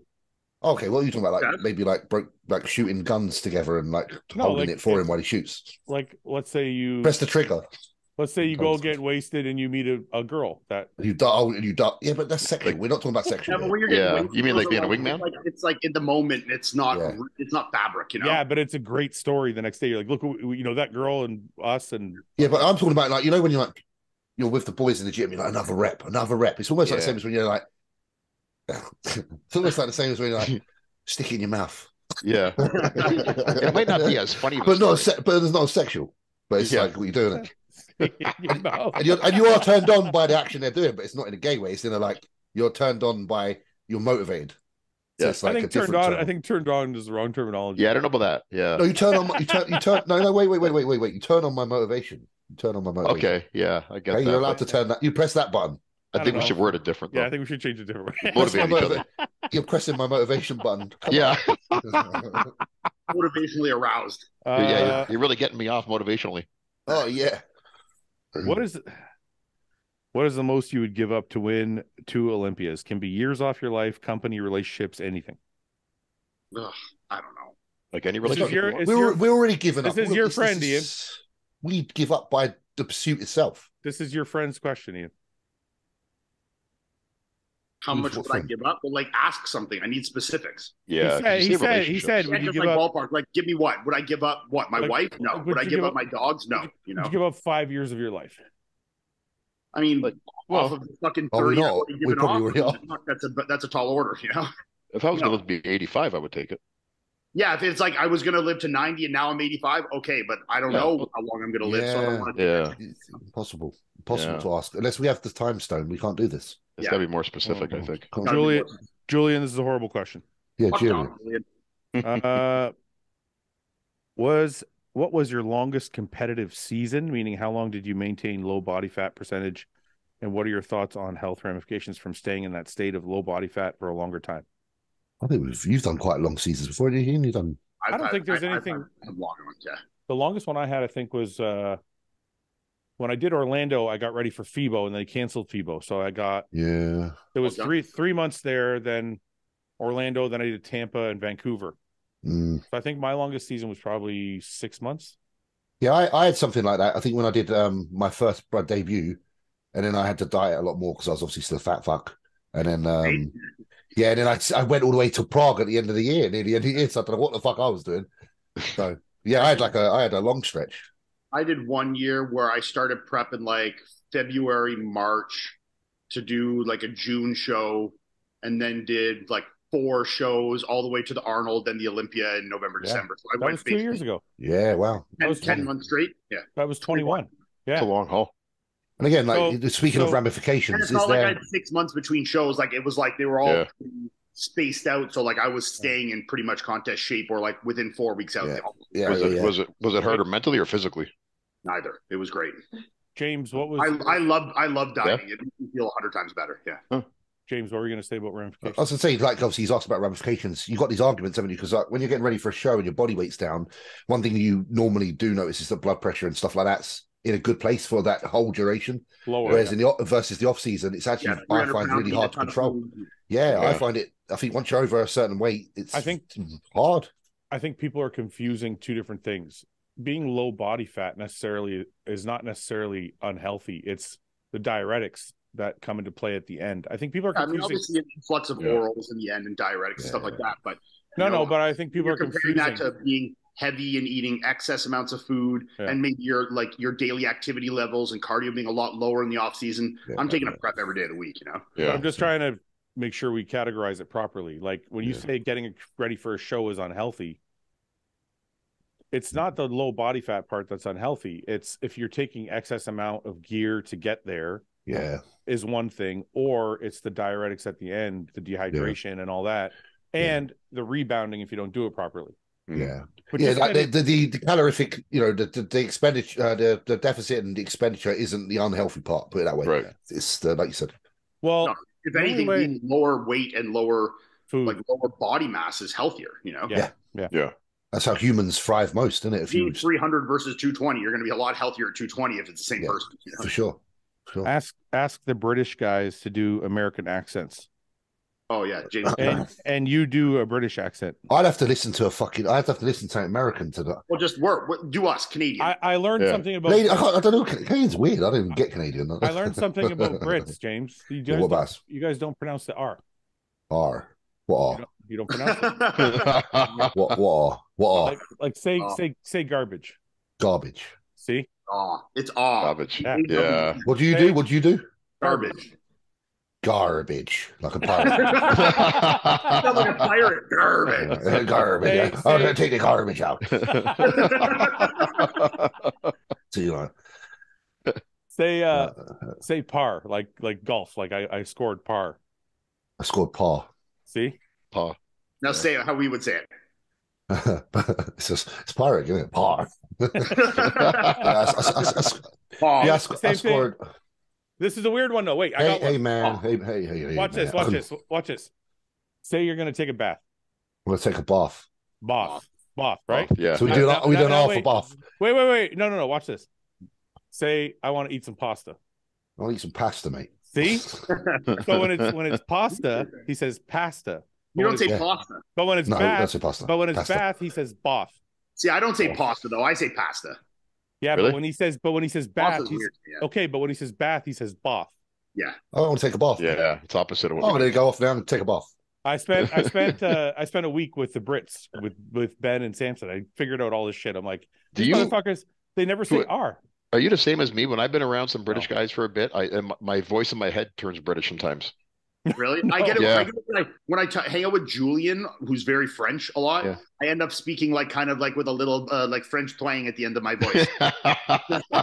You can't help it. It's something that you just do want to. subconsciously. It's like it feels natural to Yeah. accommodate it, you know? Yeah. I love the British accent. Maybe that's I part do of this it. with Julian though. I would text him and be like, get him to send me voice notes of complicated English words because his English is he speaks English very well, but his French accent's very strong. Yeah. So it's I'll be broken like, English. say this word, and he'll try and say it super complicated English words, and fuck it, I just die laughing. I love the way French people say concentrate. It's concentrate. Yeah, ones like that. Concentrate. I love that. Or like the guy did flabbergasted. Get a French guy to say that. It's so funny, Yeah, the Brits are funny, man. Yeah, man. Brits are funny, man. Brits are funny, man. I can't go to American. Yeah. I can do American when I'm on my own, but when I'm trying to do it with people, Southern. They always go Southern, Yeah, we all do hillbilly shit. We do like, Yeah. hey, y'all. I am jealous of the mate. Yeah. Mate, Cunt. I I'm jealous would of rather- cunt. No, Cunt isn't even better. I say cunt all the time. Yeah, you use it all the time. I don't. I wish I could say mate instead of man. Yeah.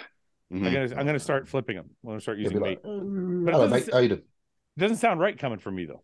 Nate. No. when- Keep saying, say like, mate, we're gonna go for a coffee, aren't we? No, but when you say mate, it's like when we say a. Like in, A? in Canadian, we say a. Yeah, lot, see, right? it sounds Yeah. weird. When we say it. If we say it, it sounds weird. Mate, Say it. yeah. Say A. Like we're gonna go to the track tomorrow, eh? Hey, It's kind of like it's like a Yeah. question mark. you want It's not to even. Yeah, It- it's like it it's can like be used- EH. It can be used for a lot of different things, though, Fouad, not just a question mark. What else? Oh, yeah. Like a punctuation at the end. Tell me. Like, if I can kill that guy, Yeah.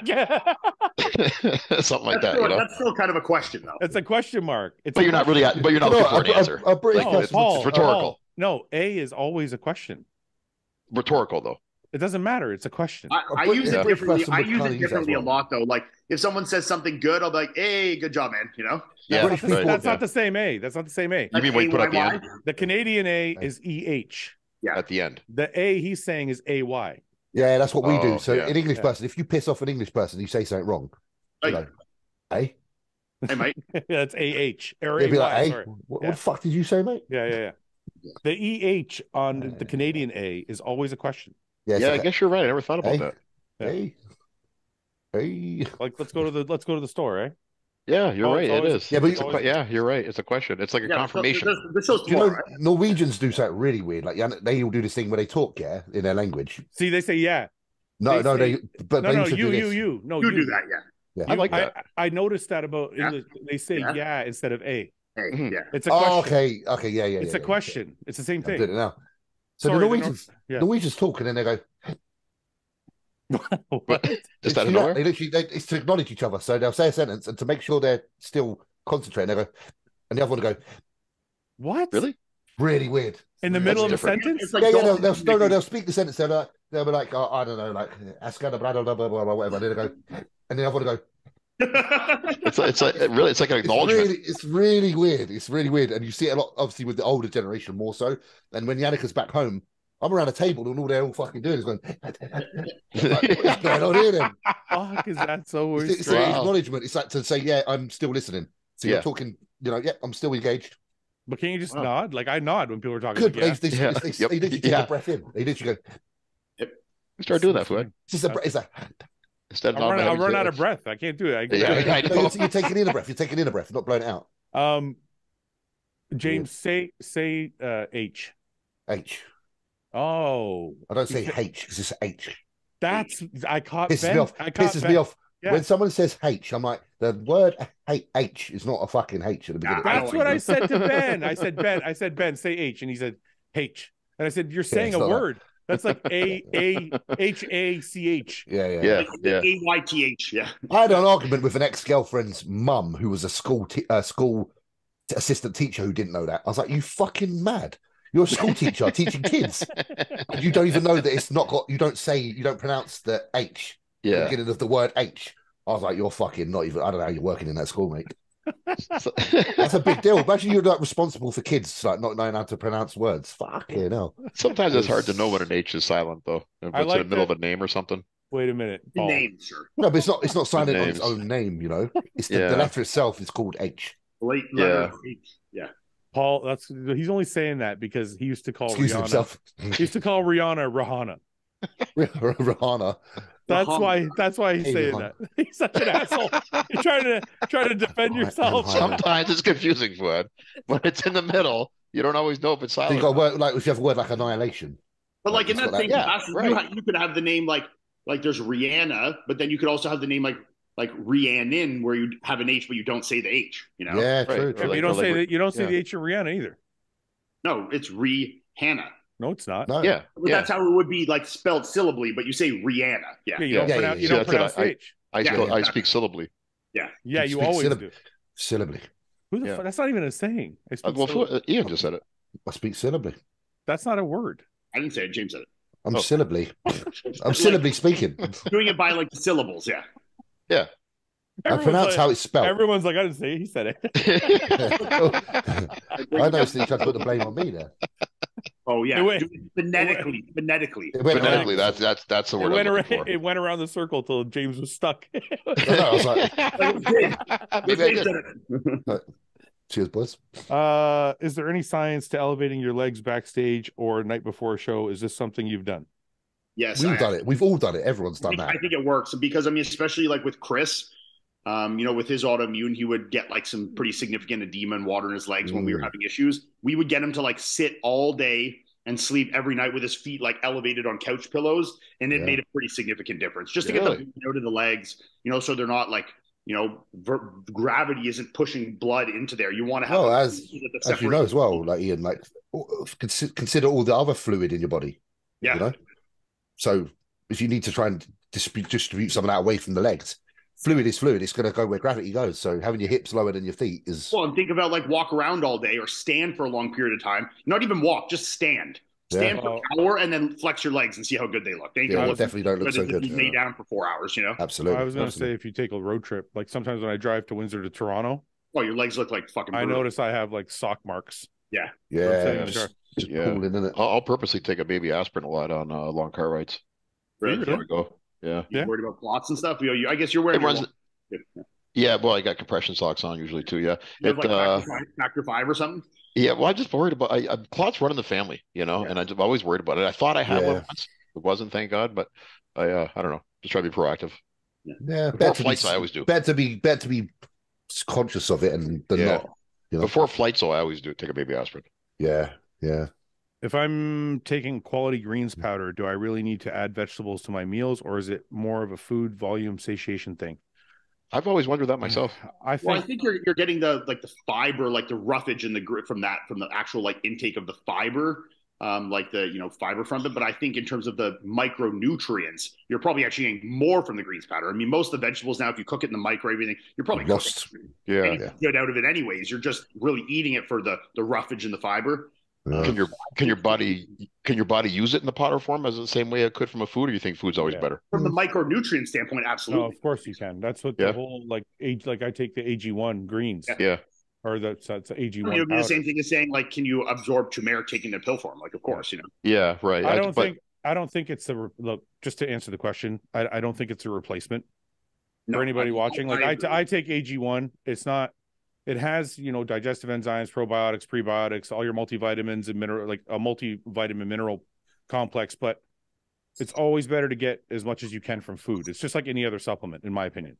Yeah. You can't be like, I took my greens powder, so I'm just going to eat fucking steak and potato and not eat any fruit. I mean, no vegetables, no. It'd be the same thing as like, could I consume all my protein a day from whey instead of eating meat? It's you could, but will you look the same? Fucking right. I want some healthy fats in my daily intake. Should I just supplement them, or should I eat some omega-rich fish?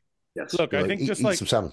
These, like, Ian, I know Ian hates these questions. Like these this or that questions are always shitty because it's the same thing as training. Like people are like, should I do weight? All matters. Yeah, so it's like the same thing with these like powders. It's like, yes, you try and eat as perfectly as you can, but then you take an AG1 so that, or whatever powder you take. It's called a supplement for a reason. So that you can fill. All you're trying to do is fill in the gaps. You're like, I ate all this food, but I missed vitamin K, or I missed and I'm going to take this supplement so I can fill in that gap that I missed. Yeah, that's all it is. It's not like I said. A lot of vegetables now you're getting from the grocery store aren't that micronutrient dense. So just eat as much vegetables as you can, and also like especially in an off-season setting, like where a lot of guys are really full, they're not getting a lot of greens. I think a greens powder would be great. When you get into prep, you're eating a ton of greens. Maybe you're lowering the need, but I still think it's important. I take greens every day. Like Yeah. Who out of the boys would be the best looking if they were born a female? Ben. Yeah, better be hot. Oh, what, Ben as a female? Sorry, I didn't, because I was just hey, Brandon. Brandon, if you're watching that, please clip that. Wait. Well, because he's got that look. Best looking female. What, out of everybody that comes on the podcast? Podcast, There's nobody. It's Ben. just Ben. I like a bit of interracial, not interracial, mixed race. He's got a combination. Yeah, he's Asian and Ben got hit on by like 3 transgender people this weekend. It was fucking. I'm not awesome. surprised. Not He's surprised. got a bit of that like alternative look to him. We were in New York. We were in New York, and this woman with a beard was just like she was wearing a mini skirt, and she had a beard, like a fucking beard, like James's beard with lipstick. So, man, long. Well, is this a cross dresser or a transgender? You're supposed to call her a woman. Wait, right? Cross dresser or a transgender? Well, I don't know. I didn't stop her and ask. Like, hey, you don't know. Maybe it is. I didn't Could say be transitioning. Hey, how do you identify? I didn't say that. Excuse me. Maybe it's just the dude. Yeah. Well, it was a dude wearing makeup then and a dress. Sure. So I don't know anymore. I didn't check her out. Oh boy, did you see him through the shirt? There wasn't big titties. No, I didn't see any big titties. I would have noticed those. I would have noticed like anything. Yeah, you would have noticed that for sure. Anything over a big up. Yeah.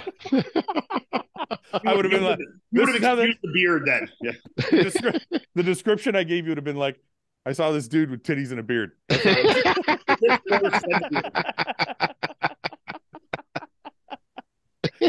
Anyway, this fucking chick was making eyes at Ben from like, because we were doing a photo shoot like right downtown New York. Yeah. And Ben's standing here, and she's walking by, and I see her from like 20 yards away, just like eye fucking really. And I'm like Ben, I fucking elbow him, and by this time she's like right in front of us, and she's just glaring. I'm like, fucking, we started howling. Fucking is Ben trying not to look at her, not to make eye contact? He was so fucking embarrassed. And then like 5 minutes later, another transgender person walked by, but this one was a much bigger woman. That I don't know, was a big man that transitioned. I don't know, but it was same thing. She was just, and this time as she got closer, I'm like, it's my friend Ben, and she fucking lit up. Ben's just got that appeal. He's got that sex appeal. Yeah. Don't matter who or what, everyone's attracted to Ben. Yeah. Okay. Weirdest tattoo you've ever seen on somebody? There is no such thing, really. Everybody gets every kind of tattoo. Yeah, I mean, nothing I'm sure we've all been on the internet and seen some weird tattoos over our time, but you forget them. I honestly can't think of a tattoo I was like, oh, that's weird. I remember ever see that one dude that has like tattoos like a gladiator kind of? He's got his head and his arms and that done. Oh, like a really thick one. And yeah. I don't like, and I don't quite understand when people just get like a blacked out arm. Yeah, that's what Paul's talking about. There's a guy, guy sometimes it's like either a culture thing or they're trying to cover up old tattoos, so they just say, fuck it, I'm going full black. Yeah. But if you're just doing that intentionally, I don't really get it. This guy's trying to look like a gladiator look kind of. So he's got like the armor, you know what I mean, to the elbows. I don't know. I remember seeing him at a couple shows years ago. Yeah. Oh, this is interesting. What was the last time you changed your opinion, and on what? That's really interesting because most people changed my opinion quite a lot. I'm quite easily led. Me too.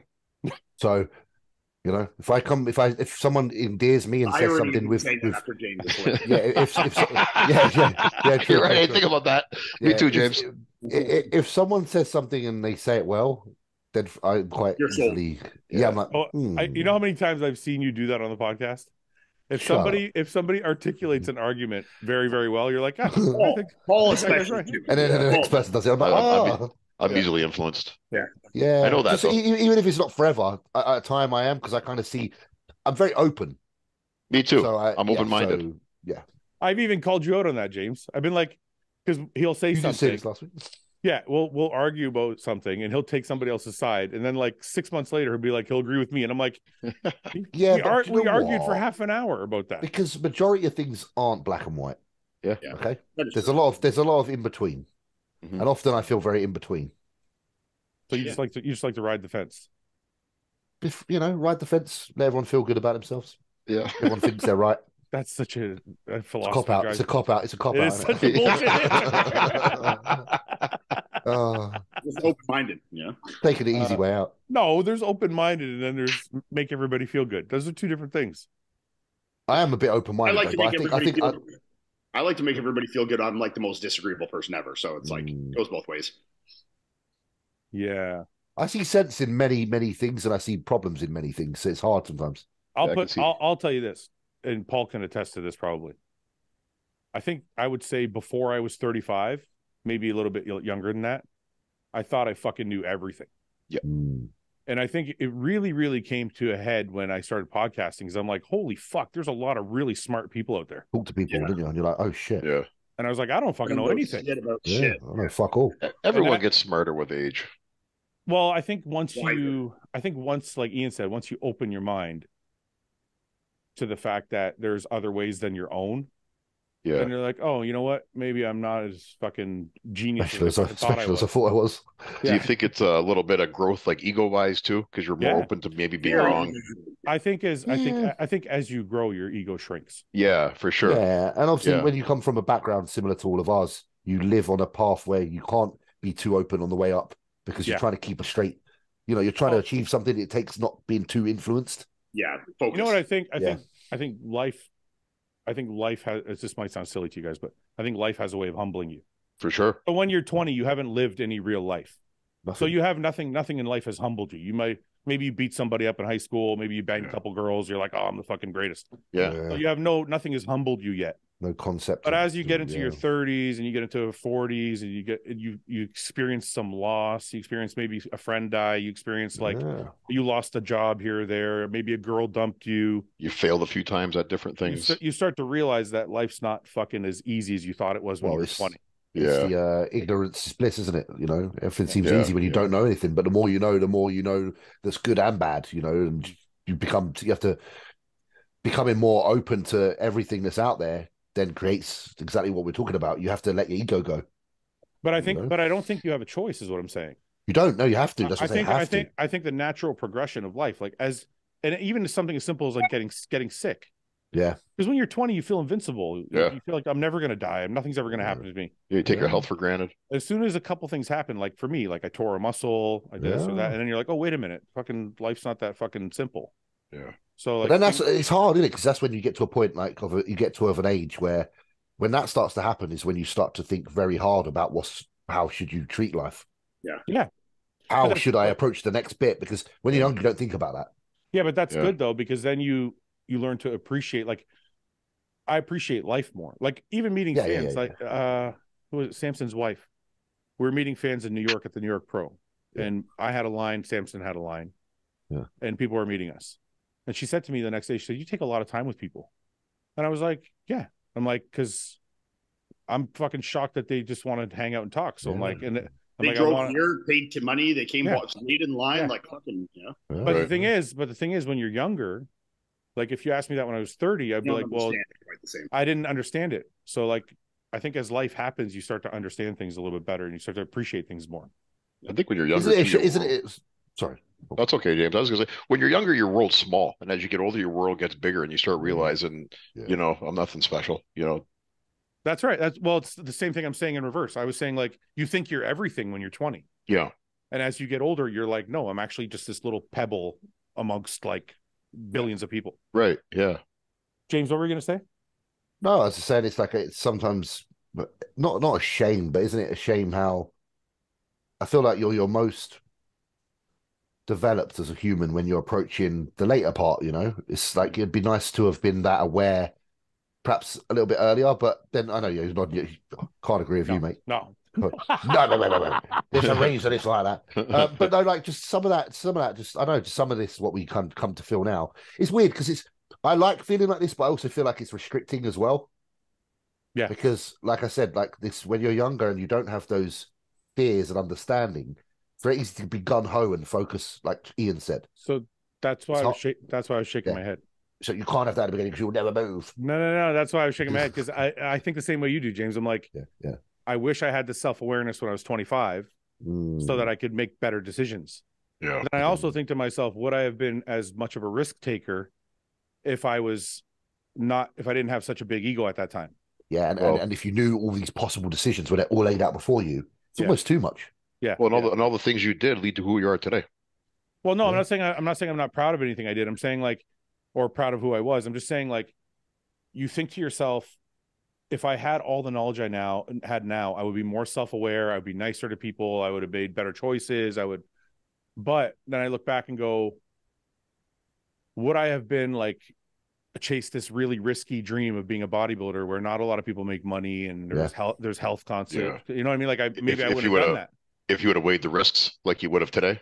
Well, if I just had a different outlook on life where you're more mature, I wouldn't have been like as reckless because whether you want to admit it or not, bodybuilding is a reckless sport. It takes being a bit reckless to a degree to become successful because you have to have this ballsy approach.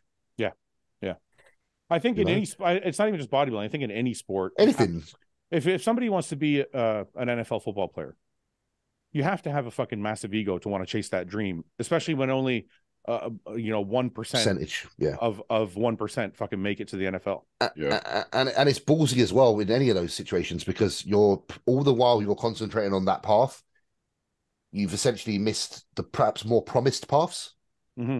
You know what I mean? Like it's easier to probably go another way. The safer route. Yeah. James, you wrote something on your Instagram the other day and I said I want to talk about it. I forgot. Yeah, it was just a little question I just fancied asking. What was it again? I got to find it. It was James. One of them. I thought it was interesting. Where is it? If you had 60 days left, what would you do with them? How differently would you live your life, if at all? Serious question, and I'd like to see what people say. Yeah. If you have any answers, please comment below. Okay. If you had 60 days left, what would you do with them? Yeah, and obviously you have 60 days left. You do. You don't have to tell anyone. It's up to you. Like that part forward is up to you. What would you do, Paul? What I do? Yeah. Well, I would definitely go on a couple of like big vacations with my families and friends. Because I'd want to make some more memories before I died. Yeah, I don't know. I'd have to get some things in order too, to make sure that family's taken care of when I'm gone.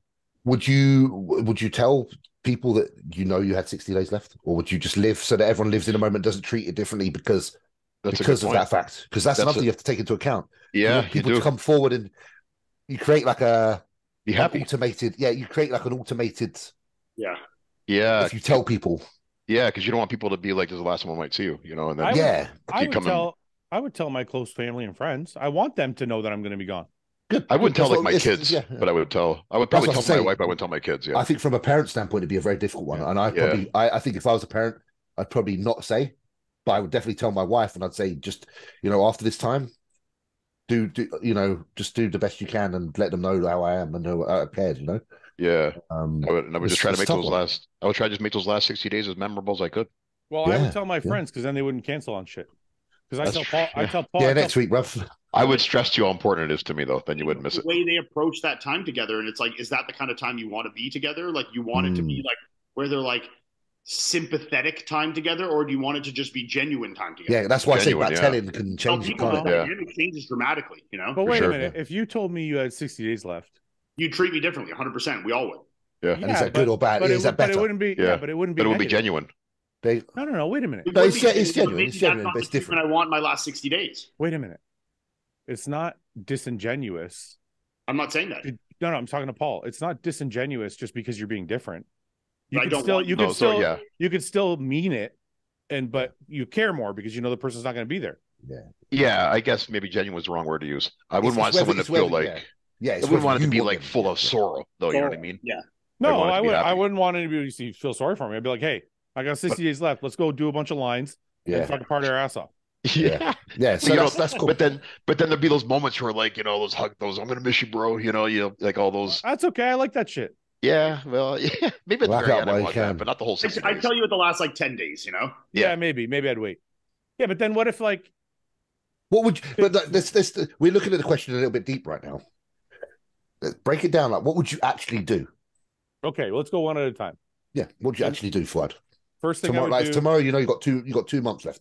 First thing I would do is sell my shit, so that Summer had money and she could take care of herself for a while at least. I would make sure people were in charge of the business in certain areas of the business when I was gone, so that the business could still thrive. I would make sure. I would tell my friends. I would tell you guys. I would tell people that are close to me, because if I say to you guys right now, hey, let's all fly to Texas and hang out for a week. The urgency is there. Fly to Texas, only got 60 days left to change. Yeah. I gotta work. I gotta work. I got this. But I'm like, hey, I'm gonna be dead in 2 months. Especially like you said, if you want to go on like a fucking Vegas Coke bender, you got to tell the boys that I'm dying, or they probably ain't coming. Yeah. I'm gonna get in trouble with the wife. I don't know if I can go. I think the first. You're like, Ian's dying, babe. I gotta go. Hey, I gotta go do a bunch of coke. I think, James, the most responsible things I can think of is I want to make sure my wife is taken care of. Yeah. So all my debts are paid. Anything I could sell is sold, so she has extra money, and the business is also taken care of. Mm-hmm. After that, it's more just about spending time with people. Yeah, for sure. I think that's the most fundamental part. Yeah, in many respects. What about you, Paul? I'd probably travel a lot. Yeah, what would you do, Paul? I would do the same. I would definitely go on a couple like big vacations with my family. I'd want to do a couple vacations with friends too. Because I want to leave some lasting memories. And say I have to. I got insurance and all that stuff and wills and stuff's already done. But I would spend my money because what I need money for. You know what I mean? So I'd already have. But that's the tricky part, Paul. I want to spend my money to travel a lot the last 2 months, but then I also want to make sure there's a lot of money left over for summer. But I got insurance and stuff for that, so I know the family would be okay with that. Yeah. So whatever money I have saved, I would spend. Yeah. Okay. Ian, do you have an opinion on this? Yeah, I mean, I think I'd be kind of in the same boat. Obviously, I think there'd be some people I'd want to tell, some people I wouldn't. You'd obviously want to just do stuff and create memories, and I would feel like you really don't want to waste time. Like I wouldn't want to fucking sit on the couch for 2 minutes or anything like that. You'd want to make sure you're using every goddamn minute of every single day. Yeah. And that's probably where the cocaine's going to come in helpful, because then absolutely charge to the gills. Run those days one into the next, and it's just a 3-minute count. And at that point, you need to worry about like your health, because like you're dying anyways. I mean, don't matter. Don't matter. Heroin, everything. Go for it. I feel like it'd be like such a push to conquer any fears that you had before you go. So if there's something, just like anything in particular, it could be like heights. It could be something silly, but tackle it head on before, like conquer it before you call it. Before it's your time. Right, so if you're scared to go scuba diving because you don't like going underwater, fucking scuba dive. Do it. If you're scared of jumping out of a plane, all right, no, fuck it. Tomorrow I'm doing it. Because what's the worst that's going to happen? You're going to die. Yeah, like just so you can go to your, you can be on your your last day on earth and say, you know, every fear I had, I conquered all of them. I managed to face, Yeah. and I'm proud of that. And then boom, you know, and also share, you know, time with good people. But I think it'd be really cool. Not cool. It wouldn't be cool. Fucking hell, it wouldn't be cool. But to face our fears, I think is one of the things that a lot of us will never do because we continuously run from them. But in that situation, I think the best thing you could do is to face your fears head on. Yeah. Well, and do things that, like, you know, maybe things that you regret not doing, or things that you like, you know, maybe you don't want to like be on your deathbed, like, fuck, I wish I'd done that, you know, just like eliminate any of those things. I'm like, I wish I did this. I wish I did this. Just get those things all fucking out of your head, you know, because there's a lot of things that we mentioned here we can do. Yeah. Well, you know what's true? We don't. Truth, yeah. You know, the truth, James, is I 25% live my life like that now. Oh, what, like kind of facing things? You know, like I spend a lot of money, and I do a lot of stuff with, like, you know, I travel to Texas, I travel to New York. I do. Yeah. I never used to ask Paul. I never used to fucking travel anywhere. I hated leaving the fucking house. Yeah, when you were bodybuilding, for sure. But now I'm like, I don't know how long I have, especially after, like, you know, your friends pass, like, you know, Cedric and John, they're in their 40s. Yeah. So I'm like, you know what, man, I'm not. Better do some shit. I don't save my money as much as I should. I kind of like, you know. Yeah, but we talk about that, Fouad. You don't have kids in that, so you have the luxury of. Oh no, of course I have a luxury of not having kids to have to worry about, but I don't, like, you know, I went and bought 2 motorcycles and like a fucking, you know, I'm like, what am I waiting for? Because who knows? I think it's cool though. I wish I was a little bit more like that. You know, you live life. I do too. I do too, Paul. I feel like I hold myself back a little bit in fear. I'm way too conservative. But it's like, why are we fearing when ultimately one day it's... Because I'm always thinking of the worst case scenario in my head. I'm always worrying about the worst case scenario. I'll be as real as I stress the future so much for absolutely no reason. Yeah, me too. I'll be as real as I can with you guys. With kidney issues comes definite, like, decrease in life expectancy. And then when you add that to also seeing 2 of your friends, 3 of your friends, 4 of your friends, plus your parents all die. Well, the friends dying around the same age I am right now. Yeah. I'm like, what the fuck am I waiting for? Why am I actually holding back? I could die in my sleep tomorrow. I want to go ride a motorcycle. I want to fucking do it. Yeah. So do you feel? Can I ask a question then to you, like Ian? And this is random. Sometimes, like, I wish I was more like Fouad, but then I also feel I feel like bodybuilding while you're in it like this, even though I feel very torn.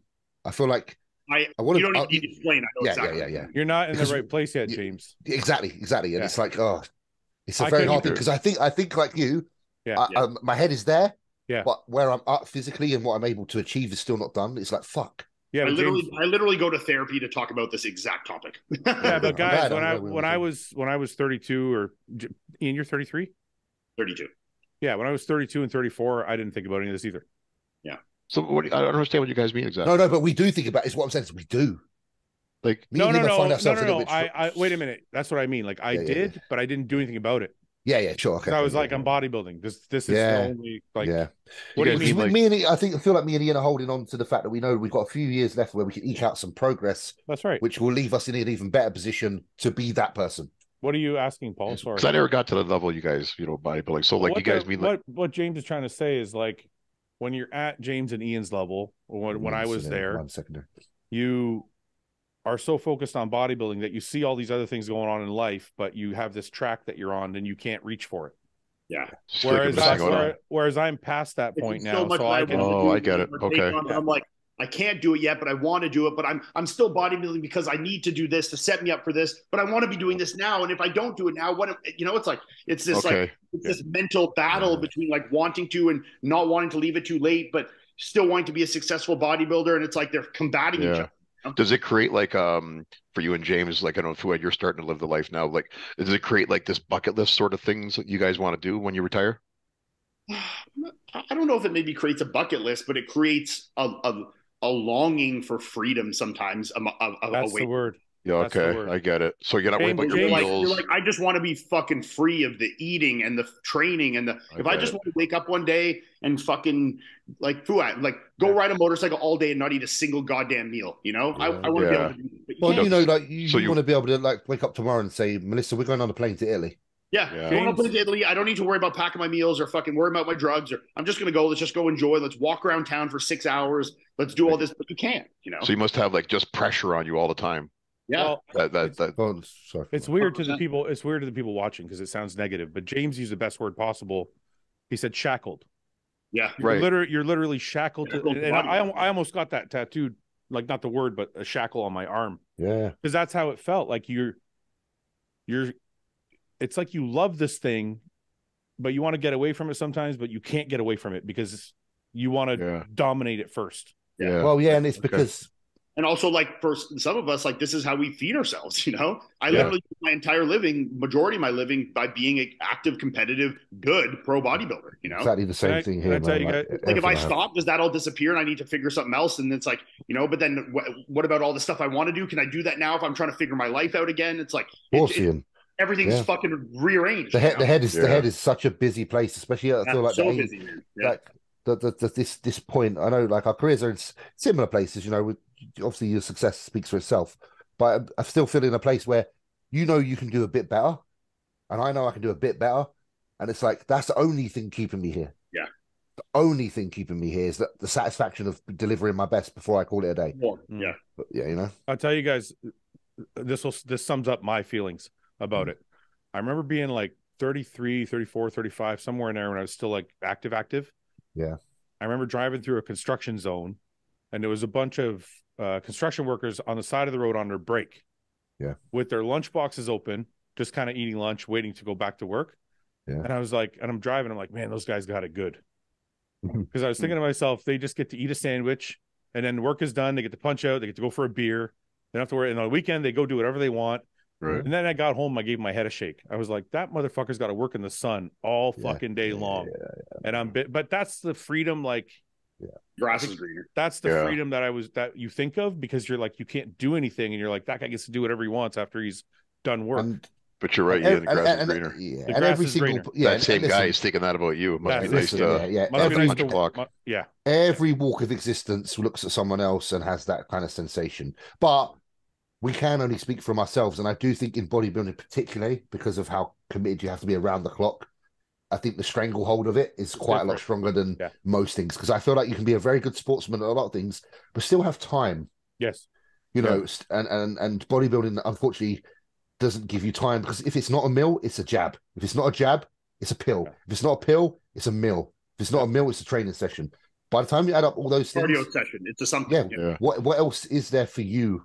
That's why I've always, and then your life has to be for that as well. I think bodybuilding doesn't get the respect it deserves for as tough of a sport as it is because you don't have like off days so much. Like, because you have to get up for your training, you still got to be motivated to eat every day. Like, you don't get like an off season. But that's because I don't understand the difficulty of long term monotony. I don't think it's not just that. It's not just that.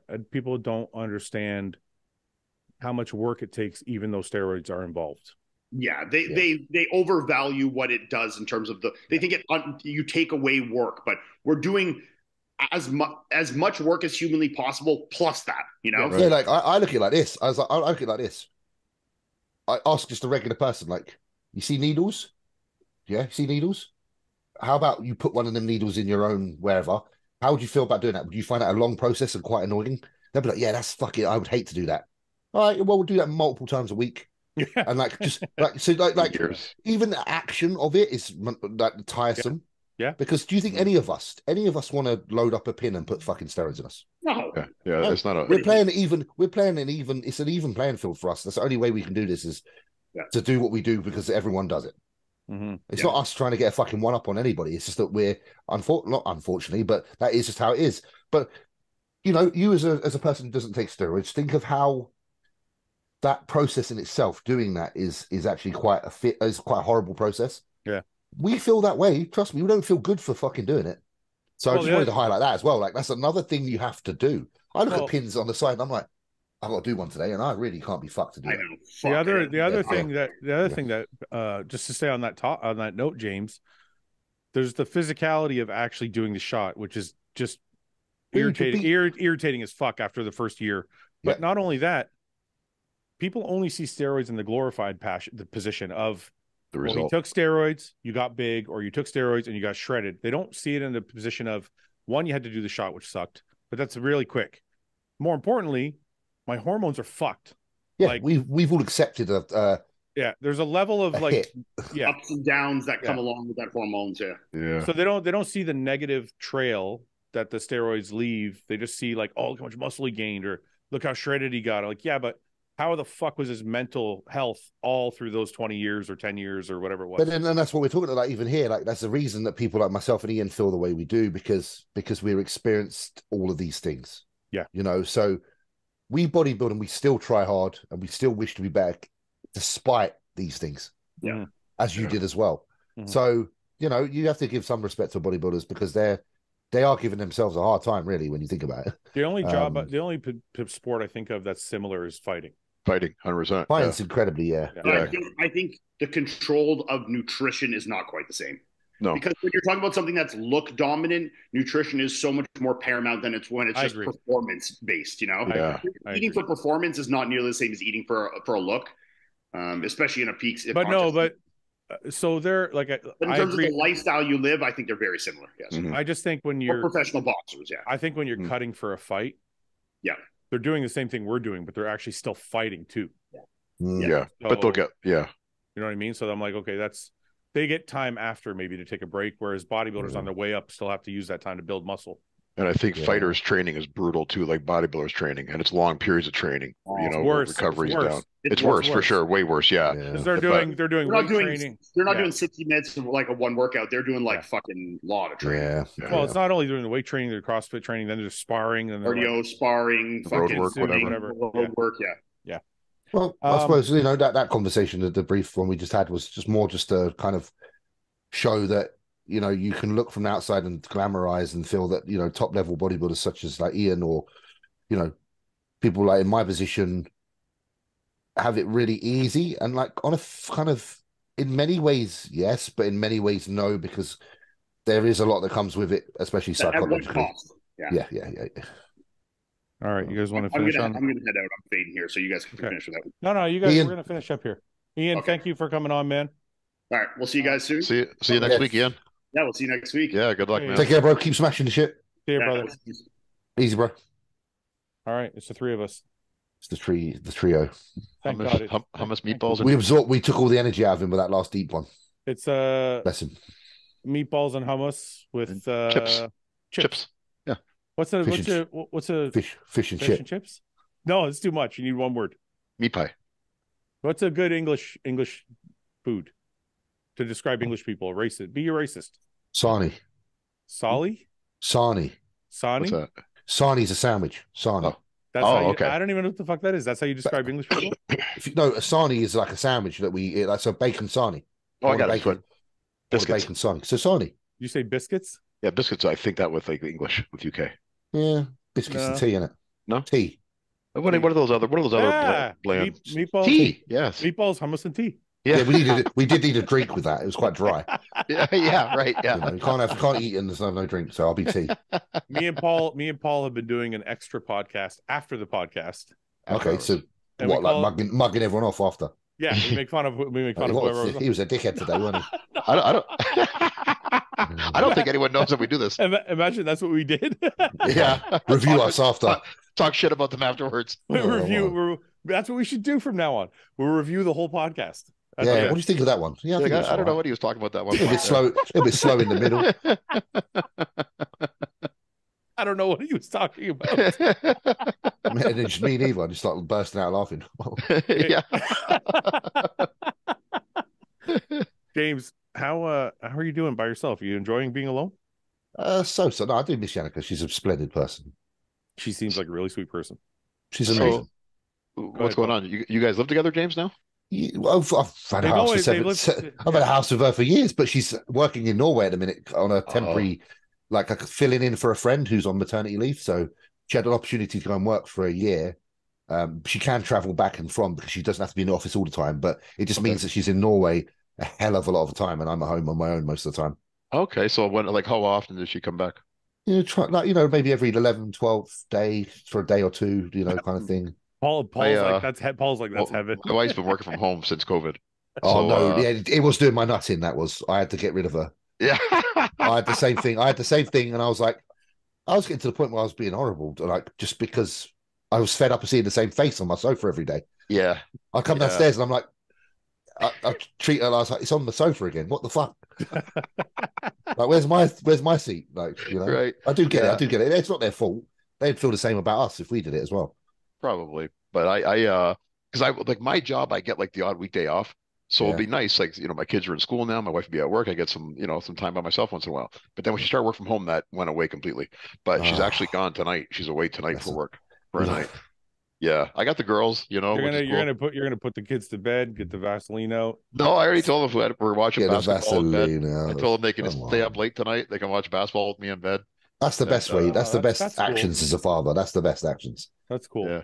Because then they look forward to it as well. Yeah. They're like, Mum, stay at work. Do you still make them? At what age does your kid not have to go to bed? Like Taya's what, 12 now? She's 12, yeah. Does she still have a bedtime, or does she go to bed whenever she wants? Well, weeknights, yeah. I make sure weeknights they're in bed. TVs are off by 9 o'clock. That's not a bad time actually. They gotta get up. They gotta get up at 7. So so that gives them 10 hours. They'll be awake maybe like a couple of hours while they're laying there in bed, just thinking about shit and yeah. So you make Taya go to bed at the same time as Maya? Yeah, But Maya's like 8. She's brought this point up to me for that exact point.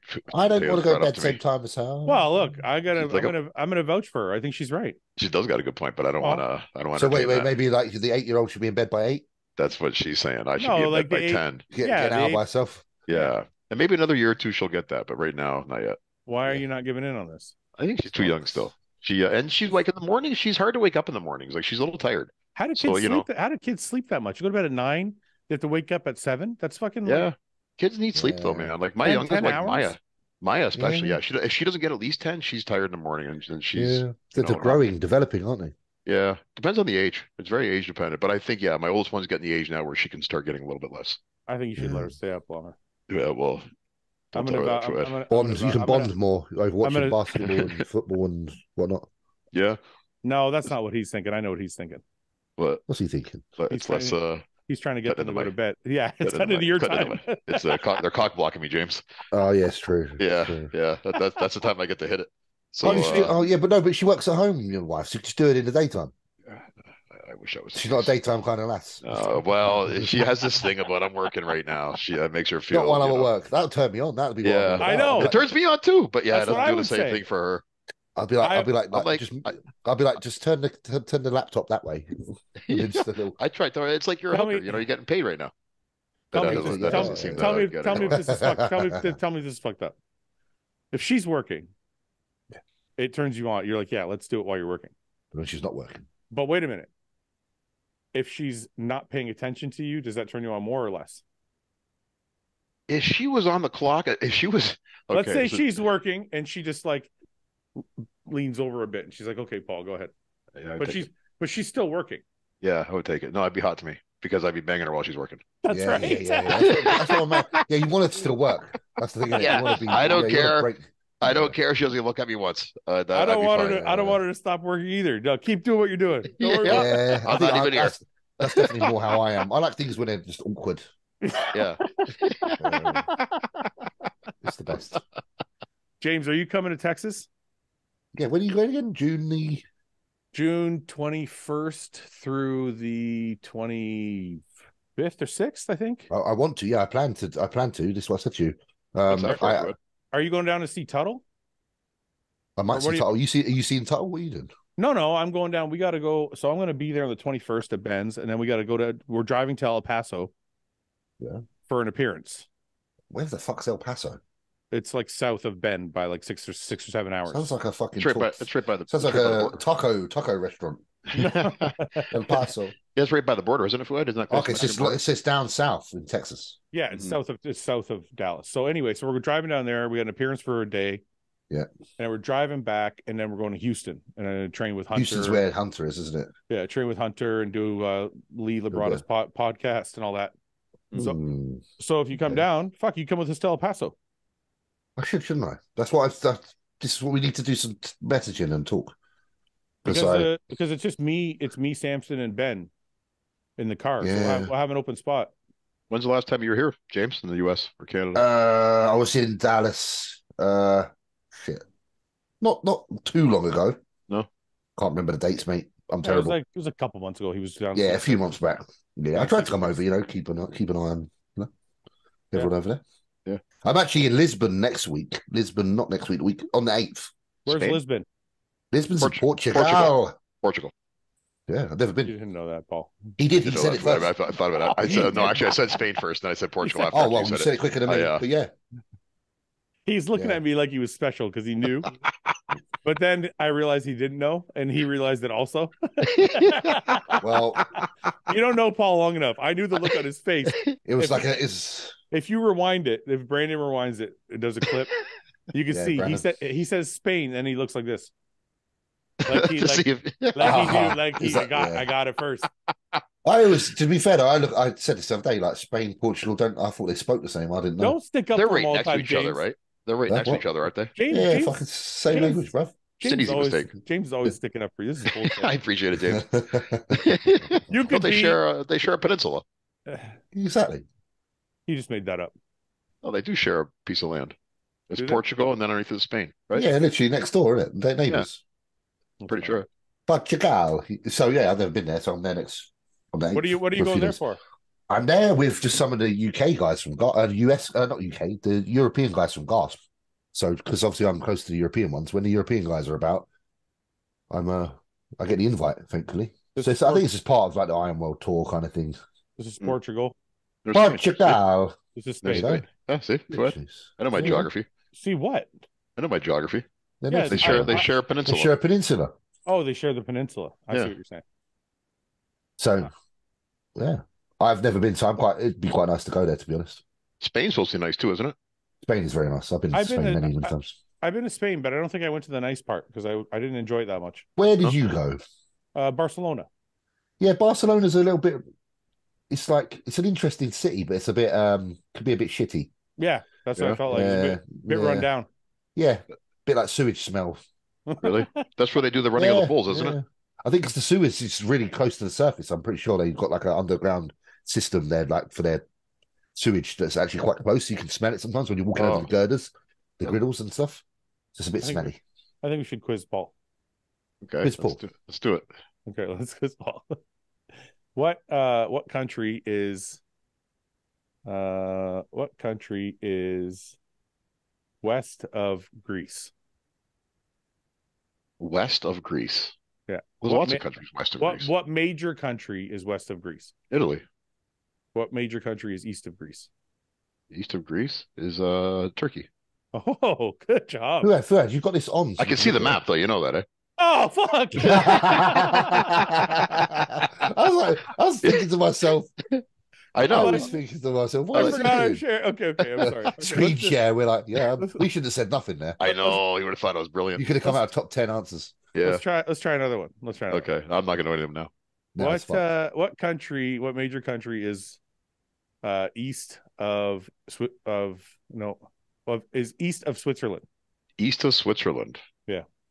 Germany. That would have been west. No, that'd be west, surely. West? No, north. East of Switzerland? It's probably like Romania. Germany is north of Switzerland. What's east of Switzerland? East of Switzerland? So the first close major, to Russia then. First major country east of Switzerland. Okay. Hungary. Poland. Close. It's Austria. Oh, okay. Italy south, is it? Which was once part of Poland. I don't know. No, Poland. It's on the same peninsula. Poland's way north. Europe is a peninsula. I think that's like today's key word. Okay, what country is west of Switzerland? West of Switzerland. Germany. I said north already. It was Germany. Oh, what's underneath Germany then? Underneath Germany is Switzerland. And then to the left. To the left of Bulgaria. No. West of Hungary. Czechoslovakia. You're just naming a bunch of things. All of the European countries. They're all right around there, I believe, though. Every European country he knows. West of Switzerland is France. Oh, France. Oh, yeah, I knew that.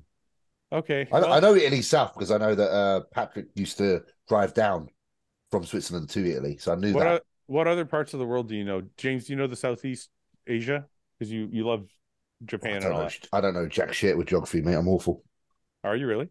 I'm bad. Yeah, I'm bad. I've been to a lot of places, but I'm not very good at, questionnaires. I like geography. Do you, Paul? Yeah, I do. All right. What major country is north of Denmark? Denmark. Where the hell are they at? Where the hell they at? I can't even think where that country is. I love geography. Norway. Norway. Where the fuck? Denmark. Where the fuck is Denmark? I can't think of where Denmark Denmark's is. the Danish. Isn't that like, so it's next to Norway, isn't it? Or Sweden, Yeah. next to Sweden? Denmark. I always think of Norway and Denmark being next to each other. And then Sweden here, Norway. Okay. So where's the Netherlands? All right, that's done enough geography time. That's the Netherlands is all of them, isn't it? No, that's Scandinavia. Scandinavia. That's what I'm thinking of. That's right. Yes. Netherlands is a different. Netherlands is where William Bonac. Oh, Netherlands is south west of Denmark. Okay. Small country? Can we please stop with the geography? It's not our strong point. We need to stay clear of this. Yeah. We're like, anyone that loves geography watches this, they're fucking like, oh my God. Yeah. They're really, really shitting on it. Just say shares the same peninsula and it's fine. Yeah. All right, James. It was awesome catching up, man. Yeah, very good to catch up, man. Nice to see you, James. You two boys. All right, man. I'll catch you soon. Take care until next time. Okay, guys, you take it easy. Bye. Bye.